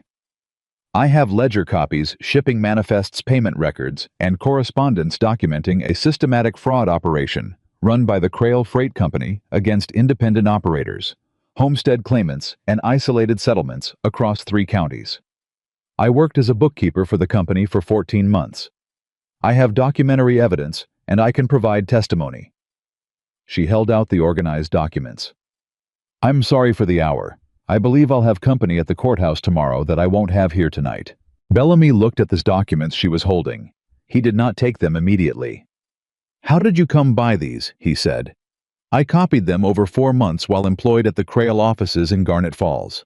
I have dates and documentation of my employment. I have the originals or copies made from the originals, and I can account for every page. Your husband? My husband found the pattern. I built the record. She kept her voice absolutely level. Thomas died 6 weeks ago. He did not live to see this through. I intend to. Bellamy looked at her for 10 full seconds. Then he reached out and took the documents. He stood in the hall of Mrs. Harmon's boarding house and read for 20 minutes. Not skimming. Reading. Stopping on pages. Going back. Finding the note Cole had suggested she write about the date discrepancy and reading it twice.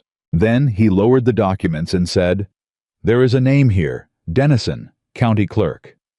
"Yes, sir." "You understand what you're alleging." "I'm not alleging," she said. "I'm showing you a payment record." Bellamy was quiet for a moment. "Come to the courthouse at 8 o'clock tomorrow morning. Not 9. 8. Come to the side entrance and ask for my clerk, a man named Pruitt. Tell him I sent you." He handed the documents back to her. She looked at him. "You're not keeping them." "I'm keeping this," he said, and held up the page with the date discrepancy note. "The rest are yours until tomorrow morning, when they will be submitted as formal evidence under my supervision." He looked at her steadily. "Which means, Mrs. Mercer, those documents need to be somewhere that Crail's men cannot reach them." She understood. He was protecting chain of evidence. He was also protecting her. "Thank you," she said. 8 o'clock, he said. "Don't be late."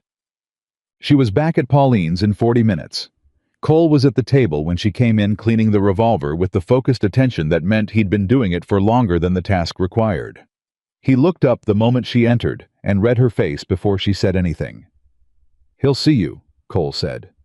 It was not a question. 8 o'clock tomorrow, side entrance. She sat down. Her legs were shaking, which she had not allowed herself to notice until now. He read everything. He kept the date discrepancy page. Cole set down the revolver. "You told him about Dennison," he said. "Yes." A beat. "Dales will know by morning if Dennison hears anything about a late-night visitor to Bellamy's boarding house." "I know," she said. "We have until 8 o'clock. Cole looked at Ruth, who had been sitting at the far end of the table. Something passed between them, the silent negotiation of two people who'd lived in practical problem country long enough to run the same calculations simultaneously.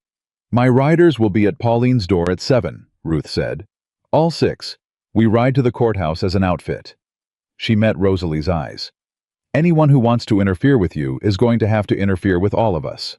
Rosalie looked at her, then at Cole, then back at Ruth. "You don't owe me this," she said. "No," Ruth said. "But Crail has been altering my cattle brands and threatening my land registration for 4 months. So I'm not doing it for you exactly. I'm doing it because I'm tired of eating what they serve and calling it a meal." Rosalie pressed her hand against the table to stop the shaking. Cole reached over without ceremony and put his hand over hers. Not romantic, not performed. The way a person steadies something that matters. She turned her hand over and held on for a moment.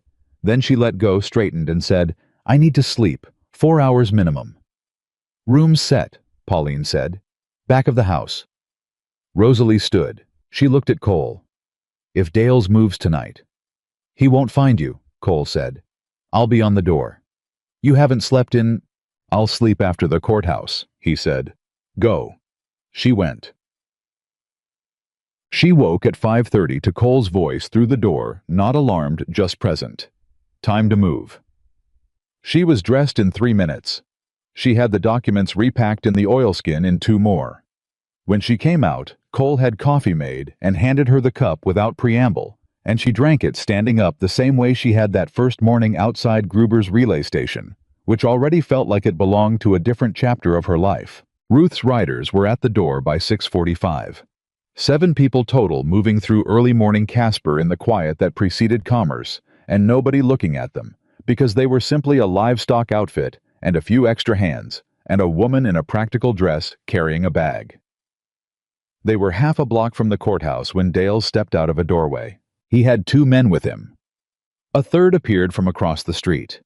He looked at the group, at Cole, at Ruth, at her riders, and made the calculation that Rosalie had hoped he'd make, which was that the number of witnesses was inconvenient. He looked at Rosalie. "Mrs. Mercer," he said. His voice was pleasant. "I'd like to speak with you before you go inside." "I'm sure you would," she said, and kept walking. He stepped into her path. Cole moved, not dramatically, not with a speech. He simply stepped between Dales and Rosalie with the absolute certainty of someone who had already decided this exact thing was not going to happen. "You're blocking a public walkway," Cole said. Dales looked up at him. This is a private matter between the company and... She's walking to a federal courthouse, Cole said. The only private matter here is whether you'd like to explain to Judge Bellamy why you physically obstructed a witness. He held Dales's gaze with the flat, unhurried patience of a man who was not bluffing. You can do that from inside the courthouse or from out here. Your choice. Dales's jaw tightened. He looked past Cole to Rosalie. The document you're carrying was stolen, he said. Filing stolen property as evidence is a crime. Then file a complaint, Rosalie said from behind Cole's shoulder.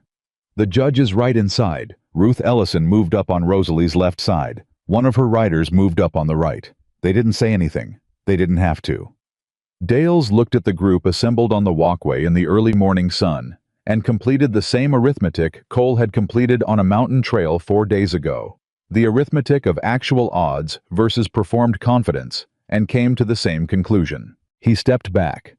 Rosalie walked past him into the courthouse. The side entrance, Pruitt, 8 o'clock. Pruitt was a thin young man with ink-stained fingers who looked at Rosalie with the particular alertness of someone who'd been briefed and was taking the briefing seriously. He led her through a hallway and into a small room that had a table and 2 chairs and a window, and felt official in the spare functional way of rooms where actual decisions got made rather than performed. Bellamy arrived 4 minutes after she did, which meant he'd been there already. He sat down across from her, had Pruitt close the door and said, I sent a message to the county sheriff at 6 this morning. A federal message, not a local one. He held her gaze. Dennison has been suspended from his position pending review. The sheriff, the actual sheriff, not anyone on Crail's payroll, has been briefed on what I read last night. Rosalie set the documents on the table. Before we begin formally, Bellamy said, I want to tell you something. In 30 years on the circuit, I have seen perhaps a dozen cases that were built the way yours is built. He looked at the organized stack in front of him. Most evidence arrives damaged by whoever found it, because people who find evidence are afraid, and afraid people make poor archivists. He paused. This is not damaged. This is complete. She thought of Thomas going through those records for 4 months, noting every discrepancy in his careful hand. She thought of Cole at Pauline's table, finding the date that didn't fit, telling her to write the explanation in plain language. She thought of herself copying page after page in a freight office in Garnet Falls while her husband was dying and she didn't know it yet. My husband built it, she said. I carried it. Bellamy nodded once with the gravity of a man who understood the full weight of that sentence. Then let's make sure he gets credit for it, he said. He opened the documents. Pruitt positioned himself at the corner with paper and pen. Outside the window, Casper went about its morning, and somewhere on the walkway outside, she knew Cole Whitmore was standing with his arms folded, watching the street, the same way he watched the trail, not for what was happening, but for what was about to. The testimony began. She told the truth. All of it. Every number, every name, every date, every rerouted shipment, and falsified invoice, and bribed official, and delayed medicine. She spoke for 2 hours without stopping, and Pruitt wrote everything down, and Bellamy asked 7 questions in that entire time, each one precise and surgical and pointing exactly at the place where the evidence needed one more pin to hold it. When she finished, Bellamy sat back and looked at the stack of documented truth on the table between them. Mrs. Mercer, he said, I'm issuing a preservation order on all Crail Freight Company records in this territory, effective immediately. I'm also issuing a summons for a Mr. Hargrove and a Mr. Dales to appear before this court. He paused. The County Land Claim Office will be operating under federal supervision until this matter is resolved. Any filings made in the last 14 months involving properties connected to the names in these documents will be reviewed. Her hands were very still on the table. Thomas's land. Her sister's savings. 11 people who hadn't received medicine. Henry and Clara 2 days behind her on the territorial road with a land grant and no way to know what they were walking into. Henry Marsh, she said, and his wife Clara. They're traveling north toward Casper with a land grant claim. Their property may be in the affected area. Bellamy looked at Pruitt. Note the name. We'll flag it when the filing review begins. She felt something in her chest unlock that had been locked since the moment she'd pressed her hands into the dirt outside Garnet Falls, and pushed herself upright for what she'd thought might be the last time. She did not cry. She had not cried since Thomas's grave, and she was not going to start in a federal courthouse. But she sat with the feeling for one full moment and let it be what it was. Then she picked up her bag, stood, and said, "Thank you, Judge Bellamy. Thank your husband," he said. "He built the case, and thank whoever helped you carry it." She walked out of the side entrance of the Casper Territorial Courthouse into the August morning, and Cole was there, not at the door, but 20 feet out on the walkway, positioned where he could see both the entrance and the street exactly where she would have put him if she'd been placing him herself. He looked at her face and read it the same way he read weather and terrain and the movement of riders on a ridge. "Done," he said. "Done," she said. He didn't ask how it went. He could see how it went. He turned and fell into step beside her, and for half a block neither of them said anything, and the morning sun came at them from the east, and the town moved around them with the ordinary indifference of a place that didn't know what had just happened inside one of its rooms. Then Cole said quietly, "Thomas would be satisfied." She walked another 3 steps before she answered. "Yes," she said. "He would." And that was enough. That was in the arithmetic of grief and love, and 700 miles of hard country, exactly and precisely enough. The aftermath of truth is quieter than people expect. Rosalie had imagined, in the way a person imagines the end of a long march while still in the middle of it, that the moment after the courthouse would feel like something, like a door opening or a weight lifting or the particular quality of air that follows a storm that is finally finished. Instead, it felt like stopping.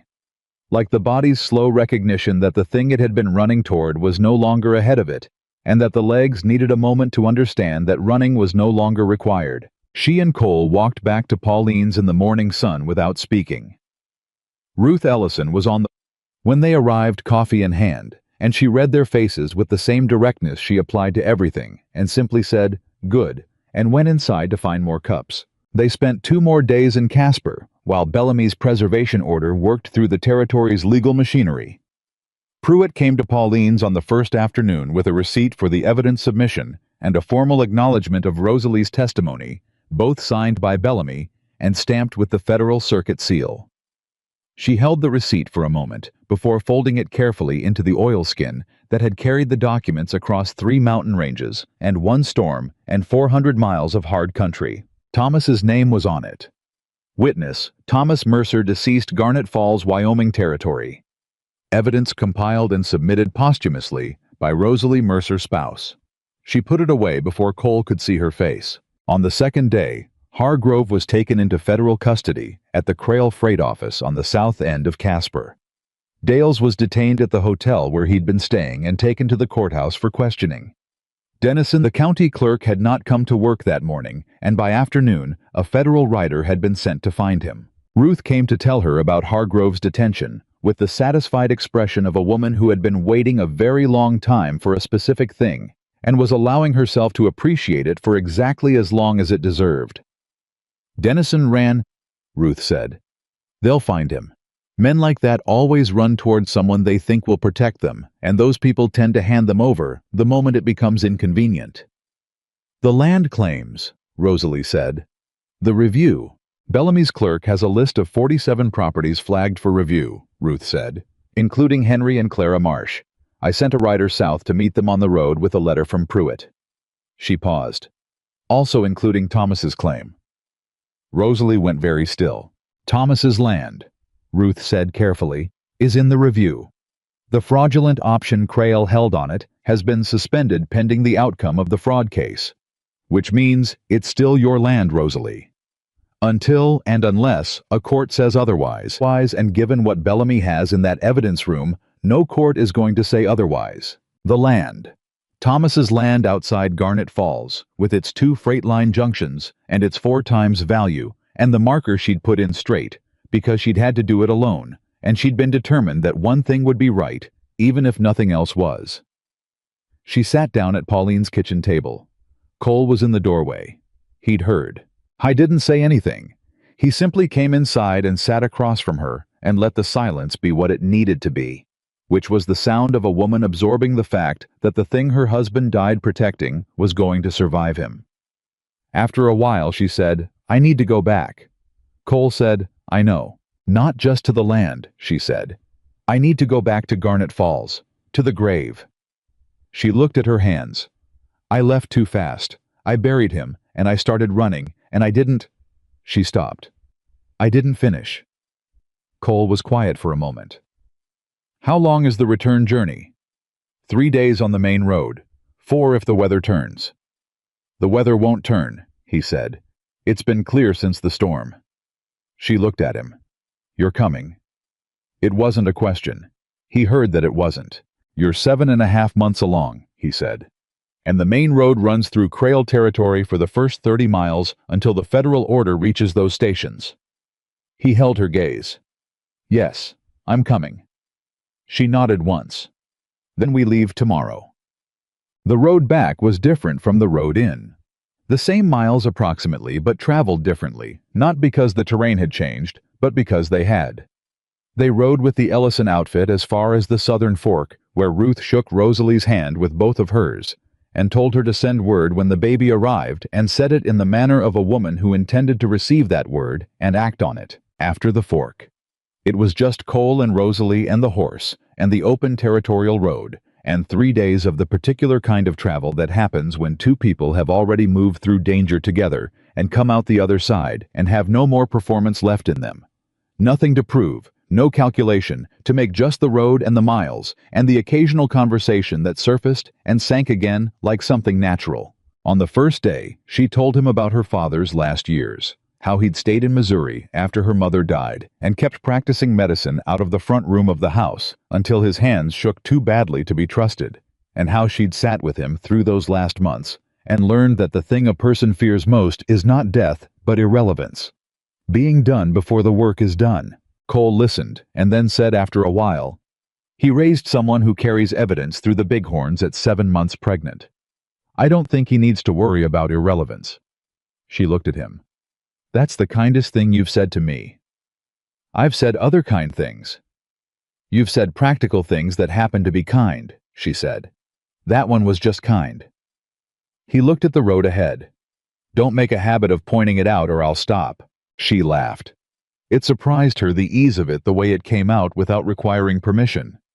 She hadn't laughed like that since before Thomas got sick, and the sound of it felt strange, and then felt necessary, and then felt like something she was going to need to do more of. Cole glanced at her sideways, and something in his face was open in a way she hadn't seen before.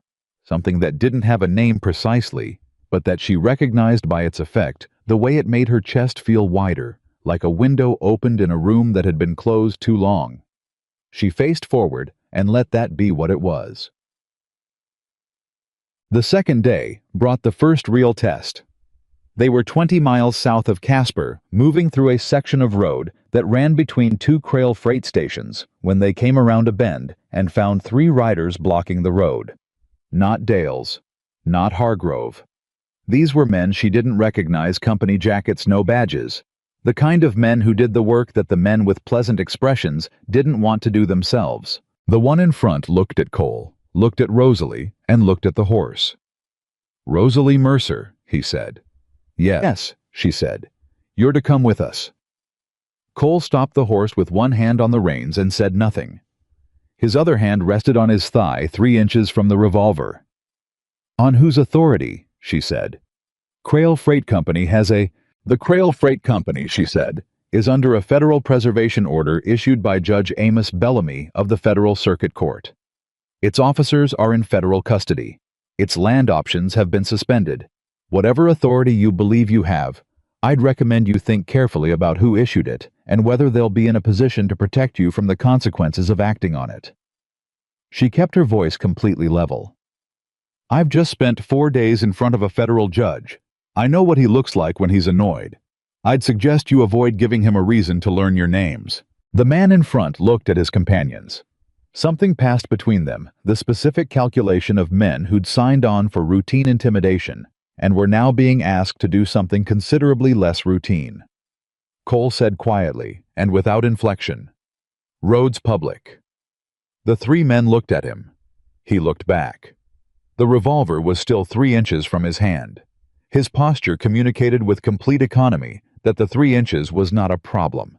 The man in front turned his horse. They rode north without another word. Rosalie let out a slow breath.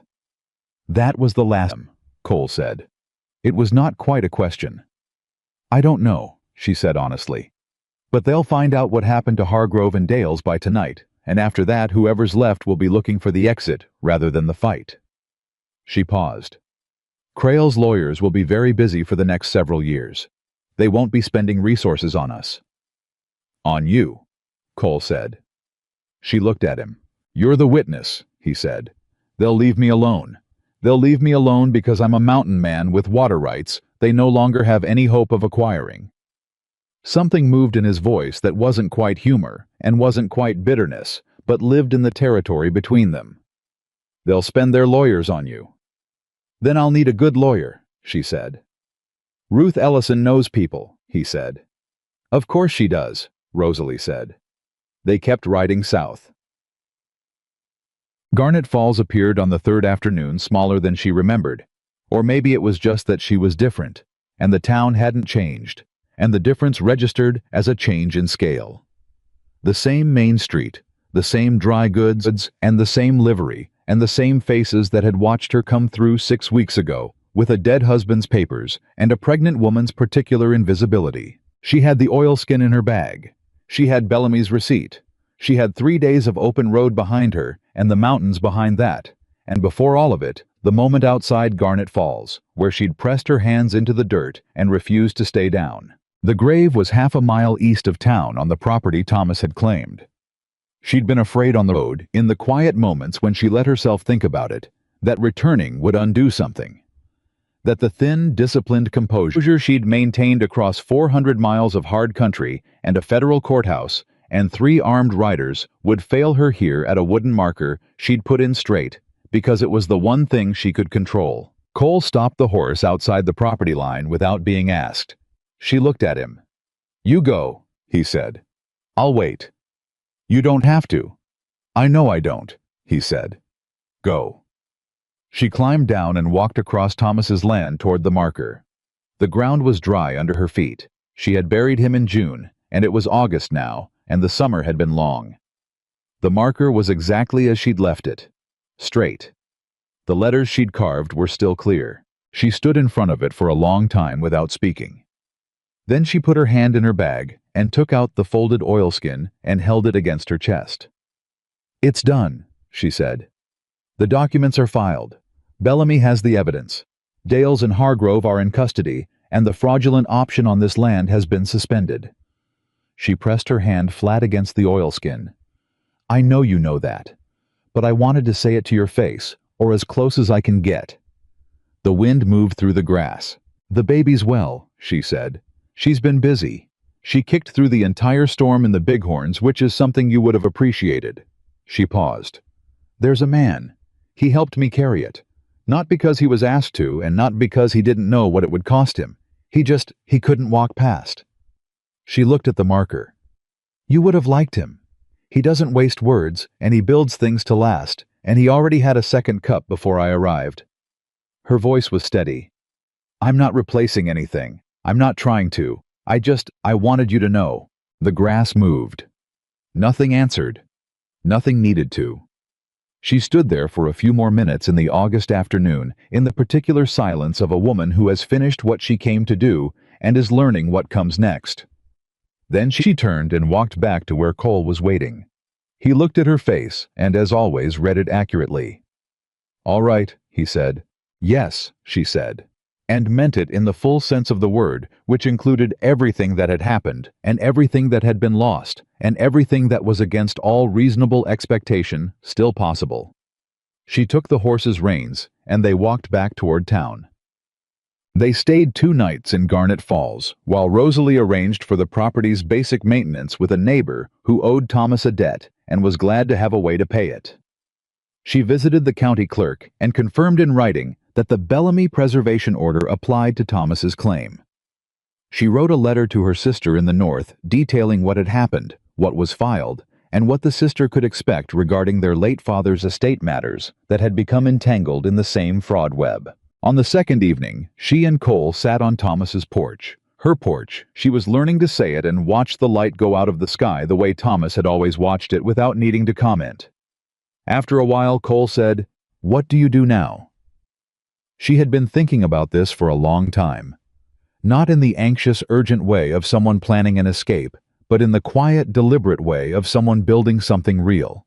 "There's no freight inspection operation on the northern mountain routes," she said. "Independent operators have no way to verify shipments before they're committed to them.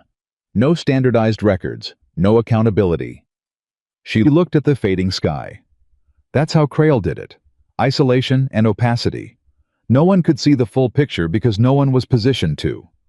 Cole was very still. "Someone with access to the northern routes," she said carefully, "and the ability to maintain records and verify manifests could change that. Not overnight, but steadily." "Someone," he said. "A freight inspection station," she said. "Small, voluntary at first. Operators who want their records verified come to it. Settlements that want to confirm their shipments before paying for them use it. It doesn't compete with freight companies. It just makes the information visible." Cole looked at her. "Where?" She looked back at him. "There's one reliable water source on the northern mountain routes. One place where every freight outfit and cattle operation and settler wagon stops in summer." He was quiet for a long moment. "You're describing my land," he said. "I'm describing the most strategically located piece of private property in this section of the territory," she said. "And I'm describing something that would make what happened last winter, the 11 people, the medicine, the rerouted shipments, considerably harder to repeat." She held his gaze. "I'm not asking to live on your land, Cole. I'm asking whether you'd consider a partnership, a business arrangement. I manage the records and the inspection operation. You maintain the routes and the water access. Equal authority. My name on the business alongside yours." The silence stretched out long enough to have weight. "You'd leave this," he said. He meant the land, the house, the porch where Thomas had watched the light fail. "I'd come back to this," she said. "It's mine. It'll be here." She paused. "But what I need to do next isn't here. It's in those mountains." She looked at him directly. "It's wherever someone can see the full picture." Cole looked at the horizon for a long time. Then he said, "I have one chair by the fire." "I know," she said. "I'll bring my own." "The kitchen is insufficient for 2 people cooking." "You don't cook," she said. "You heat things and call it cooking. That's different." Something moved in his face that was real and deep, and not at all hidden. "My cabin is half a day's hard ride from the nearest town," he said. "I've been half a day's hard ride from civilization for the better part of a month," she said. "I've managed." "You're about to have the baby," he said, and his voice for the first time since she'd known him had something in it that wasn't controlled. Something that was simply there, open and unguarded. The sound of a man who had been alone for 8 years and had found, without fully deciding, to that he no longer wanted to be. "Babies have been born in mountain cabins before," she said. "Not mine," he said, and then seemed to realize what he'd said and looked at the ground. Rosalie looked at him. At the set of his jaw and the line of his shoulders and the hands that had carried her supply crate up a switchback in the dark and put themselves between her and 4 armed riders and held the rope while she pulled an injured man clear of a wagon axle. "Cole," she said. He looked up. "I'm not asking you to rescue me," she said. "I'm not asking you to carry me or protect me or be responsible for me. I have done this alone for 6 weeks, and I can do it alone for 6 more years if that's what's required." She kept her voice steady. "I'm asking whether you want a partner, a real one. Because the work I'm describing is better with 2, and so is the life around it, and I think you know that, and I think you've known it since you acquired a second cup before I arrived." I was very still. "The cup was," he started. "Cole," she said. He stopped. "Yes or no," she said. The light was almost gone now, the last of it sitting on the western horizon, in a line of pale gold. And somewhere a horse shifted in the stable and the grass moved in the evening wind, and the world was exactly as indifferent as it had always been, and exactly as beautiful as it was possible for a thing to be when you had survived long enough to look at it properly. Cole said, yes, one word, without qualification, without the hedge or the condition or the careful distance of a man protecting himself from what he wanted. Just yes. Rosalie nodded once. Then we'll need to add a second stove, she said, because you burn coffee. He made the sound that was a laugh, the full version this time, not the almost version, the real one, and it was a good sound, solid and genuine, and nothing like a performance. I don't burn coffee, he said. Every single morning, she said. That's how mountain coffee is supposed to taste. That is not a defensible position, and you know it. He shook his head, still somewhere between laughing and not. And she looked at him in the last of the evening light, and thought that Thomas had been right. The best things were quiet. The best things showed up when you weren't looking, and asked nothing you couldn't give, and offered nothing that was false. They left for the mountains 3 days later. Rosalie's wagon, a new one purchased with money from the Garnet Falls Bank, where Thomas had kept a small account, carried her things, and the crate that now held not evidence, but the beginning of what would become the Whitmore Mercer Freight Inspection Ledger.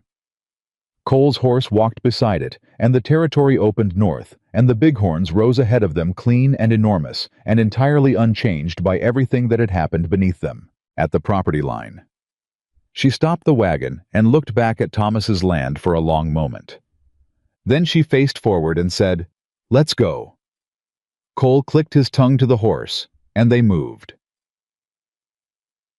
The baby arrived 6 weeks later, in the first week of October, in Cole's cabin on the creek flat, with the mountains outside, and the water running cold over the rocks, and a fire going in the hearth that did not burn the coffee, because Rosalie had taken over the coffee duties, and Cole had not argued, which she had noted in the nascent ledger of things he was capable of learning. Ruth Ellison had sent a woman from Douglas who had delivered 43 babies in 20 years and approached the whole matter with the same practical, unhurried competence that Rosalie had come to understand was the highest form of human skill.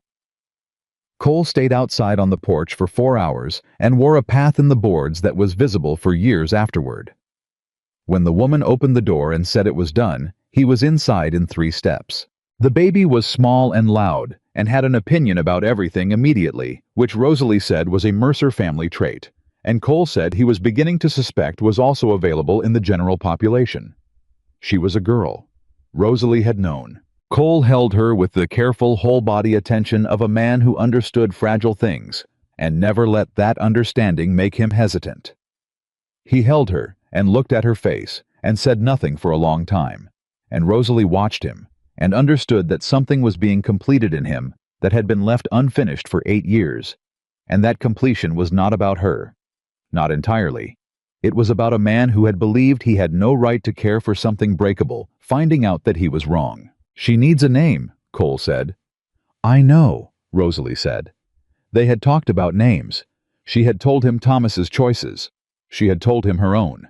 She had thought about her father and her sister and the women in Thomas's family and all the ordinary names that carried ordinary weight. But looking at Cole holding her daughter in a mountain cabin in October with the fire going and the creek running outside, she knew. "Elias," she said. "If we make it a woman's name, Ellie." Cole looked at her. His jaw worked once. "Ellie Mercer Whitmore," Rosalie said. "For the man who got 2 children to high ground, who saved the lives your brother saved at the cost of his own." Cole was quiet for a long time. "That's not," he started. "It is," she said. "It is exactly." He looked back down at the baby. At Ellie, who was examining the ceiling with the focused intensity of someone who had just arrived and was not about to miss anything. When he finally spoke, his voice was steady because he made it steady, and she loved him for the effort and for the honesty underneath it.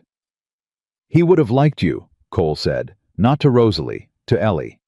Then he looked at Rosalie and said, "He would have liked you too." She reached out and put her hand over his, both their hands around the baby, their daughter Ellie, who was already making clear that she had places to be and no patience for sentiment, and said, "Tell me about him." And Cole Whitmore, who had spent 8 years building walls against the weight of other people's lives, opened his mouth and told his daughter about her uncle. The Whitmore-Mercer Mountain Station opened in the spring of the following year. It began small as single inspection desk, a public ledger nailed to the wall beside the door, so any driver could read the actual price of any shipment without asking permission, and a medical room with Rosalie's supplies that was open to anyone who came off the mountain trail needing it. By summer 17, independent freight operations had registered their routes with the station. By fall, the Territorial Land Office had established an official correspondence with the station as an inspection point for shipment verification. Crail Freight Company's trial concluded the following spring. Hargrove received 7 years. Dales received 5. Dennison, who had been found in Cheyenne attempting to board a railroad east, received 3. The company's assets were liquidated and distributed to the settlements whose medicine and grain had been withheld. Ruth Ellison's cattle brand was confirmed without error. Henry and Clara Marsh's homestead claim was validated and recorded without amendment. Thomas Mercer's land outside Garnet Falls was confirmed as the property of his estate, managed by his widow, clear of all Crail encumbrances, and generating a small quarterly income from the freight junction lease that Rosalie had negotiated herself before leaving Garnet Falls. The day the final verdict arrived by post, Rosalie read the letter standing at the station desk with Ellie on one hip and a shipping manifest in her other hand. Cole came in from the stable and read her face. "Hargrove," she said. 7 years. He nodded once. "Is it enough?" he said. She thought about 11 people. She thought about Thomas's hands on the ledger pages, careful and deliberate, knowing what he was doing and doing it anyway. She thought about a marker she'd put in straight because she'd needed one thing to be right. "No," she said honestly. "It's not enough. It never will be." She looked at him. "But it's what we have, and what we have is more than we had, and we built it from nothing, and that is going to have to be sufficient." Cole looked at her steadily. "It is," he said. She looked down at the manifest in her hand, then at Ellie, who had seized a fistful of her collar and was considering it thoughtfully. Then at the door of the station, which stood open as it always did to whoever came off the trail needing something. A wagon appeared on the road, moving slow. A family from the look of it. A man and a woman and children, the specific tired but determined posture of people who had been traveling a long time and were not yet at the end of it, but were beginning to believe the end existed. Rosalie handed Cole the manifest and shifted Ellie to her other hip and walked to the door. The wagon pulled up. The man on the bench looked at the station, looked at the sign, and looked at Rosalie in the doorway with the particular expression of someone who had been told to expect help and was not yet sure whether to believe it.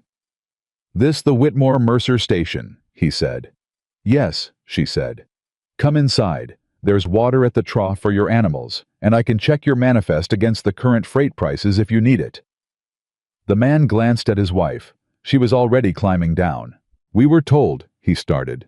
"You were told right," Rosalie said. "Whatever you need, we'll see what we can do." She stepped back and held the door open, and the family came in out of the August heat, into the cool interior of a place built for exactly this. For the people the powerful had decided. Didn't matter who had traveled long distances on insufficient resources, who arrived tired and uncertain, and in need of the thing that cost least to give and meant the most to receive. Cole was at the desk. He pulled out the public ledger and turned it so the man could read it. "Your shipment number," Cole said. "We'll run it against the territorial record." The man gave it. Cole found the entry without hurrying and pointed to the column. "You've been overcharged," Cole said. 17% above the recorded rate. The man stared at the number, then at Cole, then at the ledger. "Can you?" he started. "We can document it," Rosalie said, "and we can file it with the Territorial Inspector's office on your behalf. It won't recover the money today, but it builds the record, and the record matters." She looked at him steadily. "Names matter. Write yours in the station log when you leave. Every name makes the next name harder to ignore." The man wrote his name. His wife wrote hers beside it. Their children were given water, and the oldest was given a piece of the hard cheese Rosalie kept for travelers, and sat at the corner of the desk, eating it with the solemn concentration of a child, taking something seriously. Cole looked at Rosalie over the man's head. She looked back. What passed between them was not a grand declaration. It was smaller than that, and larger than that, and it was the thing that endures when everything performed has been worn away by actual living. The plain recognition between two people who have chosen the same difficult thing and are still deliberately every day choosing it. Outside, the mountains held their ground the way they always had. Inside, the ledger was open. The names were being written, and the work, the real work, the kind that outlasts any one person and requires more than one pair of hands, had only just begun. This is what strength looks like when it chooses to stay. Not the strength of the man who defeats 20 riders, not the strength of the woman who carries evidence through a storm, but the strength of two people who look at a broken world and decide every morning without ceremony, without applause, that they are going to build something honest inside it. And they did. And it was enough. And it was more than enough. And it was everything.